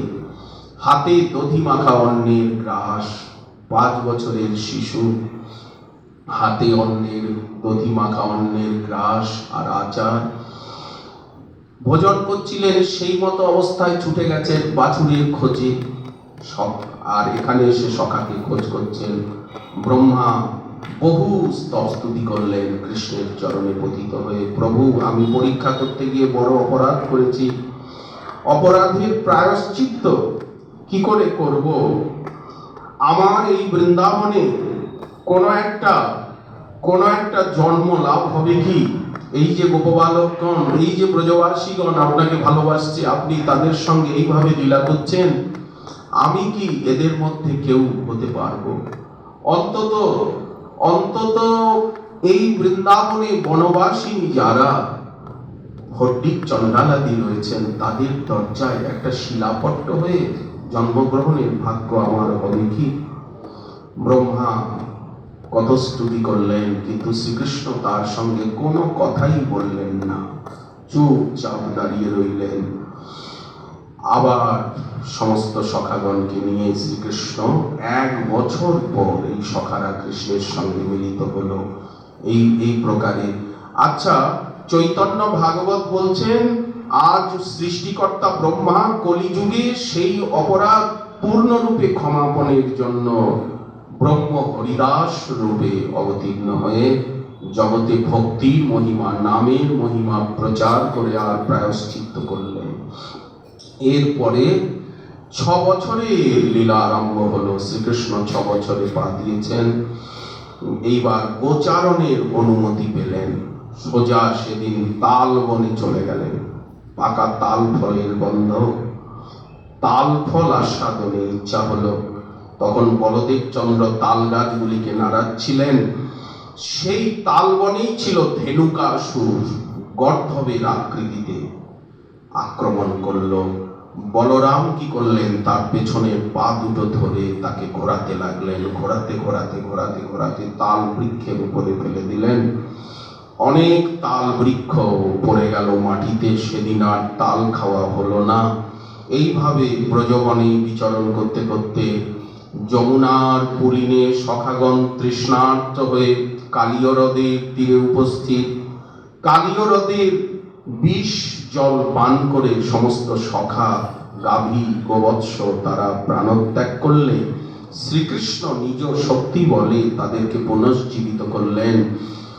শেষে উনি মনে মনে ভাবলেন যে অমৃতময়ী যমুনা, তো এই যমুনাকে শুদ্ধ করতে হবে, কালীয় নাগকে এখানে থেকে বিতাড়িত করতে হবে। তিনি কদম্ব বৃক্ষে আরোহণ করে আর যমুনার জলে ঝাঁপ দিলেন। জলে আলোড়ন সৃষ্টি হলো। এইদিকে কি হলো না, ভূমিকম্প হতে লাগলো, উল্কাপাত। ব্রজবাসীগণ শোকে ভয়ে আকুল হলেন, নানা দুর্লক্ষণ দেখছেন। বলরাম সেদিন গোচারণে যাননি। সকলে চলে এলেন কালীয় হ্রদের তীরে। দেখছেন কালীয় নাগ ক্রোধোন্মত্ত হয়ে কৃষ্ণকে দংশন করছে, আর তার সেই বিশাল দেহের দ্বারা শ্রীকৃষ্ণকে একেবারে জড়িয়ে ফেলেছে। শ্রীকৃষ্ণ কি করলেন, কালিয়ের সেই বন্ধনের থেকে মুক্ত হয়ে তার মস্তকে মধুর নৃত্য করতে লাগলেন। কালিয়ের মুখের থেকে বারবার ঝলকে ঝলকে রক্ত বেরিয়ে আসছে। ভগবান তার এই ফণার থেকে ওই ফণা, ও ফণার থেকে এই ফণা, এইভাবে পুরাণ পুরুষ নৃত্য করছেন। প্রতি ফণার উপরে দেবদণ্ডুভি বাজছে। নাগপত্নীগণ বহু স্তুতি করলেন। কি করে কালীয় আপনার পদধূলি প্রাপ্ত হলো প্রভু? কেউ তো আপনার এই পদধূলি এইভাবে পায় না, আপনার চরণ স্পর্শ পায় না। যারা আপনার ভক্ত তারা স্বর্গ পৃথিবীর আধিপত্য কামনা করেন না, ব্রহ্ম পদ প্রাপ্তিতেও কোনো লোক নেই, যোগ সিদ্ধি মুক্তিও প্রার্থনা করেন না। প্রভু, দাসের অপরাধ সহ্য করা উচিত। প্রভু, আপনি শান্ত মূর্তি। এই সর্পরাজ মূঢ় আপনাকে না জেনে অপরাধ করেছে, আপনি ক্ষমা করুন। কালীও বলল, আমি তো সর্পজাতি, আমি তো খল, আমি তো ক্রোধী। হে নাথ, জীবের স্বভাব পরিত্যাগ করা তো বড় কঠিন। আমি তো স্বভাব পরিত্যাগ করতে পারিনি। আপনি আমাকে অনুগ্রহ নিগ্রহ যা করেন তাই আমি মাথা পেতে নেব। শ্রীকৃষ্ণ বললেন, তুমি এখানে থেকে চলে যাও, রমণক দ্বীপে গিয়ে অবস্থান করো। আমার পদচিহ্ন তোমার মস্তকে রয়েছে। গরুর আর তোমার প্রতি কোনোদিন হিংসা করবে না। গরুরের হাত থেকে ভয় নেই। আজ ভগবানের আজ্ঞা পেয়ে কালীয় সপরিবারে ভগবানকে পূজা করলেন, নাগপত্নীগণ পূজা করলেন, পরিক্রমা করে রমণক দ্বীপে গমন করলেন। সেদিন থেকে যমুনার জল বিষমুক্ত হয়ে গেল, কালীয় হ্রদের জল। মহারাজ পরীক্ষিত প্রশ্ন করলেন যে বিনতানন্দন গরুর তিনি আর এই যে কালীয় কদ্রুনন্দন এবং বিনতানন্দন, এদের ভিতরে পরস্পর চিরদিন হিংসা দেশ। এর কারণ কি? কেন কালীয় এখানে এসেছিল, কেন এখানে কালীয় রমণক দ্বীপ ছেড়ে, সেই প্রসঙ্গ বর্ণন করলেন। গ্রীষ্ম ঋতু চলছিল। কালীয় দমনের দিন সন্ধ্যা হয়ে গেল, ব্রজবাসীগণ আর আসতে পারলেন না। সেই রাত্রি বৃন্দাবনেই থেকে গেলেন। হঠাৎ বিশ্রাম করছেন তারা। রাত্রে চারিদিক থেকে আগুন ঘিরে ধরল তাদের, দাবানল জ্বলে উঠল। ওই রাত্রিতে দৈবাত নিশীথ কালে বনজাত দাবানল ঘুমন্ত ব্রজবাসীকে চারিদিক থেকে পুড়িয়ে ফেলবার জন্য উপক্রম করল। ব্রজবাসীগণ আর্তনাদ করছেন, শ্রীকৃষ্ণ সেই তীব্র দাবানলকে পান করে নিলেন। একদিন ব্রজবালকগণের সঙ্গে রামকৃষ্ণ গোচারণ করতে করতে অপূর্ব খেলায় মেতে গিয়ে দুই ভাগে বিভক্ত হয়ে, এটা শ্রীকৃষ্ণের দল, এটা বলরামের দল। যে জয়ী হবে সে স্কন্ধে করে নিয়ে যাবে ওই ভান্ডির বট অব্দি। বাচ্চ বাহক ক্রীড়া চলছিল। প্রলম্বাসুর এসে উপস্থিত, গোপবালকের বেশ ধরে খেলায় যোগ দিল। খেলতে খেলতে শ্রীকৃষ্ণ হেরে গেলেন। শ্রীদাম গোপকে স্কন্ধে নিয়ে আর শ্রীকৃষ্ণ ভান্ডির বটের দিকে যাচ্ছেন, আর প্রলম্বাসুর কৃষ্ণের পক্ষে সখা হয়ে আর দলে মিশেছিল, সে বলরামকে কাঁধে নিয়ে ভান্ডির বটের দিকে ছুটছিল।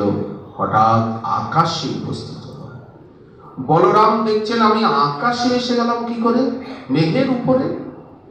তখন ওনার চৈতন্য হলো, তখন উনি বুঝতে পারলেন এটা সখা নয়, ছদ্মবেশী অসুর, দেখছেনও তাই অসুর। তখন তার মাথায় একটা মুষ্টিঘাত করলেন, এক ঘুষি মারলেন, মাথাটা ফেটে গেল। প্রলম্বাসুর ভূমিতে পড়ে গেল। গ্রীষ্মকাল, গোপবালকগণের সঙ্গে ক্রীড়া করতে করতে সব গবাদি পশুগণ তৃণলোভে বিশাল সরখান্ডার বন মুঞ্জাটবি, সেখানে শুধু বড় বড় ঘাস আর ঘাস, সেই ঘাসের বনের ভিতরে প্রবেশ করে গেছে। গোপবালকগণ আর খোঁজ করে পাচ্ছে না, এত গাভীগুলি কোথায় চলে গেল। বিশাল বিশাল 2 মানুষ 3 মানুষ সমান বড় বড় ঘাস, তার ভিতরে গাভীগুলি সব চলে গেছে। তখন গোপবালকগণ সেই মুঞ্জাটবির ভিতরে প্রবেশ করেছে। সেই সময় ভীষণ দাবানল চারিদিকে আবার জ্বলে উঠল। গোপবালকগণ মৃত্যু ভয়ে ভীত হয়ে কাতর কণ্ঠে, হে কৃষ্ণ, দাদা বলরাম, তোমরা কোথায়? এই দাবাগ্নিতে দগ্ধ হচ্ছি আমরা, শরণাপন্ন হলাম, তোমরা রক্ষা করো। তখন শ্রীকৃষ্ণ বললেন, তোমরা চোখ বন্ধ করো ভাই, তোমরা সব চোখ বন্ধ করো। যেমন শীতল জল কেউ পান করে নেয় বা ফু দিয়ে বালক প্রদীপকে নিভিয়ে দেয়, শ্রীকৃষ্ণ মুখের দ্বারা সেই দাবানল পান করে নিলেন, সকলকে রক্ষা করলেন। বর্ষা ঋতু এসে গেল। বর্ষা ঋতুর বর্ণনা করছেন এখানে শুকদেব। স্বভাব সুন্দর বৃন্দাবনে বর্ষা ঋতুতে আরো শোভা, চারিদিকে বৃষ্টি হচ্ছে, সেই বৃষ্টিতেও গোচারণ চলছে। পাকা জাম, খেজুর, কত কত ফল। দেখতে দেখতে শরৎ ঋতু এসে গেল। শ্রীকৃষ্ণ বনের মধ্যে প্রবেশ করে ব্রজধামের সকলকে ভাব রসে অভিভূত করে আজ বাঁশি বাজাচ্ছেন। ব্রজাঙ্গনাগণ তারা শ্রীকৃষ্ণের এই বেণুগানে মত্ত হয়ে ঘরে বসেই যেন দেখছেন শ্রীকৃষ্ণের বনবিহার। শরৎ ঋতুতে বনমালী বনে বনে গোচারণ করছেন। কুসুমিত বনরাজি সুস্মি বৃঙ্গ, দ্বিজকুল ভ্রষ্ট সরস্বরীদ মহিদ্রম, মধুপতির অবগায় চারয়ন গা, সহ পশুবাল চুকু জবেনুম। নটির মতো পরম রমণীয় বিগ্রহধারী শ্রীকৃষ্ণ, মস্তকে ময়ূরপুচ্ছ চূড়া, কর্ণে কর্ণিকা কুসুম, সুবর্ণের মতো পীত বসন, গলায় বৈজয়ন্তী মালা, অধর সুধায় বংশীর ছিদ্রকে পূরণ করতে করতে রমণীয় বৃন্দাবনের ভিতরে প্রবেশ করছেন। মহান মুরলীরূপ শ্রবণ করে গোপীগণ বৃন্দাবনকে ধন্য বলে মনে করছেন। তাদের অবচেতন মনে শ্রীকৃষ্ণের প্রতি পূর্বরাগ, শ্রীকৃষ্ণের প্রতি ভালোবাসার সঞ্চার হলো এই বেণুগানে। বরহা পীরং নটবর বপু, কর্ণয় কর্ণিকারম, বিভ্রদ বাস কনক কপিশং, বৈজয়ন্তীং চ মালাম, রন্ধ্রান বেণ রথর সুধয়া, পূরয়ন গোপবৃন্দৈ, বৃন্দারণ্যং সপদ রমণং, প্রাবিশদ গীত কীর্তি। পূর্বরাগে বর্ণনা দিচ্ছেন শ্রী শুকদেব। শরৎকালে বৃন্দাবনের অপূর্ব শোভা, বনের ভিতরে জলাশয়গুলি নির্মল হয়েছে, সুশীতল বাতাস পদ্ম সৌরভ নিয়ে চারিদিকে বিস্তৃত হচ্ছে। কুসুমিত বৃক্ষগুলির উপরে বসে পক্ষীকুল সুমধুর কুজন করে চলেছে। ফুলে ফুলে পুষ্পে পুষ্পে ভ্রমরকুলের মধুর গুঞ্জার। শরতের এমন শোভা দর্শন করে আর আনন্দে উৎফুল্লিত হয়ে বংশীধারী তিনি তার বেণুনাদে সুমধুর তান সৃষ্টি করলেন। সেই আকর্ষক বেণুর তান শ্রবণ করে ব্রজবধূগণ আত্মহারা। শ্রীকৃষ্ণ যেমন জগৎ বিখ্যাত চোর, তার বংশীও তেমনি।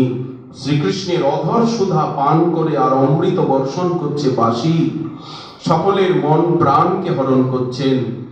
সকল পশু পক্ষী সেই মুরলী রব শুনে তাদের যে ধর্ম, সেই ধর্মকে ভুলে যাচ্ছে। পাহাড় গলে যাচ্ছে, যমুনা উজান বইছে। তারা সবাই শ্রীকৃষ্ণের নিকটে চলে যাচ্ছেন, কৃষ্ণের সেবায় নিজেকে উৎসর্গীকৃত করছেন, কিন্তু আমরা পারছি না। তাদের কর্ণযুগলই সার্থক। যারা বংশীধ্বনি শ্রবণ করেছেন তাদেরই নয়ন সার্থক। যারা শ্রীকৃষ্ণের রূপ দর্শন করেছেন, দেখো না হরিণীগুলিকে, দেখো না গাভীগুলিকে, গোবৎসগুলিকে, পাখিগুলিকে, যমুনার ভাগ্য দেখো। দেবীগণ আকাশে থেকেও বিমানে করে শ্রীকৃষ্ণের রূপ দর্শন করছে। দেখো গিরিরাজ গোবর্ধন কত ভাগ্যবান। কালীয় দমনের দিন ব্রজবাসীগণ যখন কালীয় হ্রদের তীরে গিয়েছিলেন, তখন কালীয় নাগের মাথায় শ্রীকৃষ্ণ নাচছিলেন। ব্রজবালাগণ গিয়েছিলেন, শ্রীকৃষ্ণ তাদেরকে দেখেছিলেন, তারাও শ্রীকৃষ্ণকে দেখেছিলেন। বারবার দেখবার আকাঙ্ক্ষা তাদের অন্তরে জাগছে।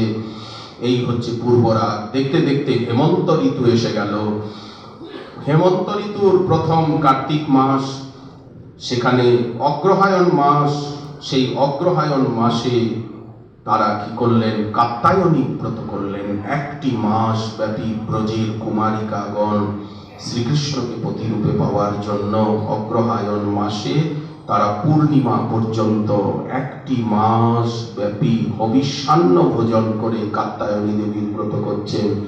তারা প্রত্যহ প্রভাত হওয়ার পূর্বেই শয্যা ত্যাগ করে আর যমুনার তীরে গমন করে যমুনায় স্নান করে বিধিবৎ তারপরে বালুকার দ্বারা কাত্যায়নী দেবীর মূর্তি নির্মাণ করে পাত্র অর্ঘ্যাদির দ্বারা পূজা করছেন। কাত্যায়নী মহামায়ে মহাযোগিন্নধীশ্বরী নন্দ গোপসুতং দেবী পতি মে কুরুতে নমঃ।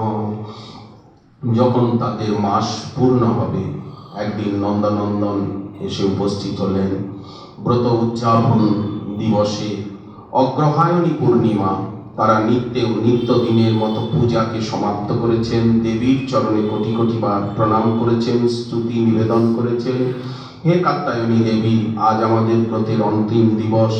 আমাদের অপরাধ বা কোনো ব্রতে যদি ত্রুটি হয়ে থাকে অপরাধ বশত, যেন আমরা ব্রত অনুষ্ঠানের ফল পাই। আমাদের এই জীবন বৃথাই হবে যদি আমরা ব্রজরাজ নন্দনকে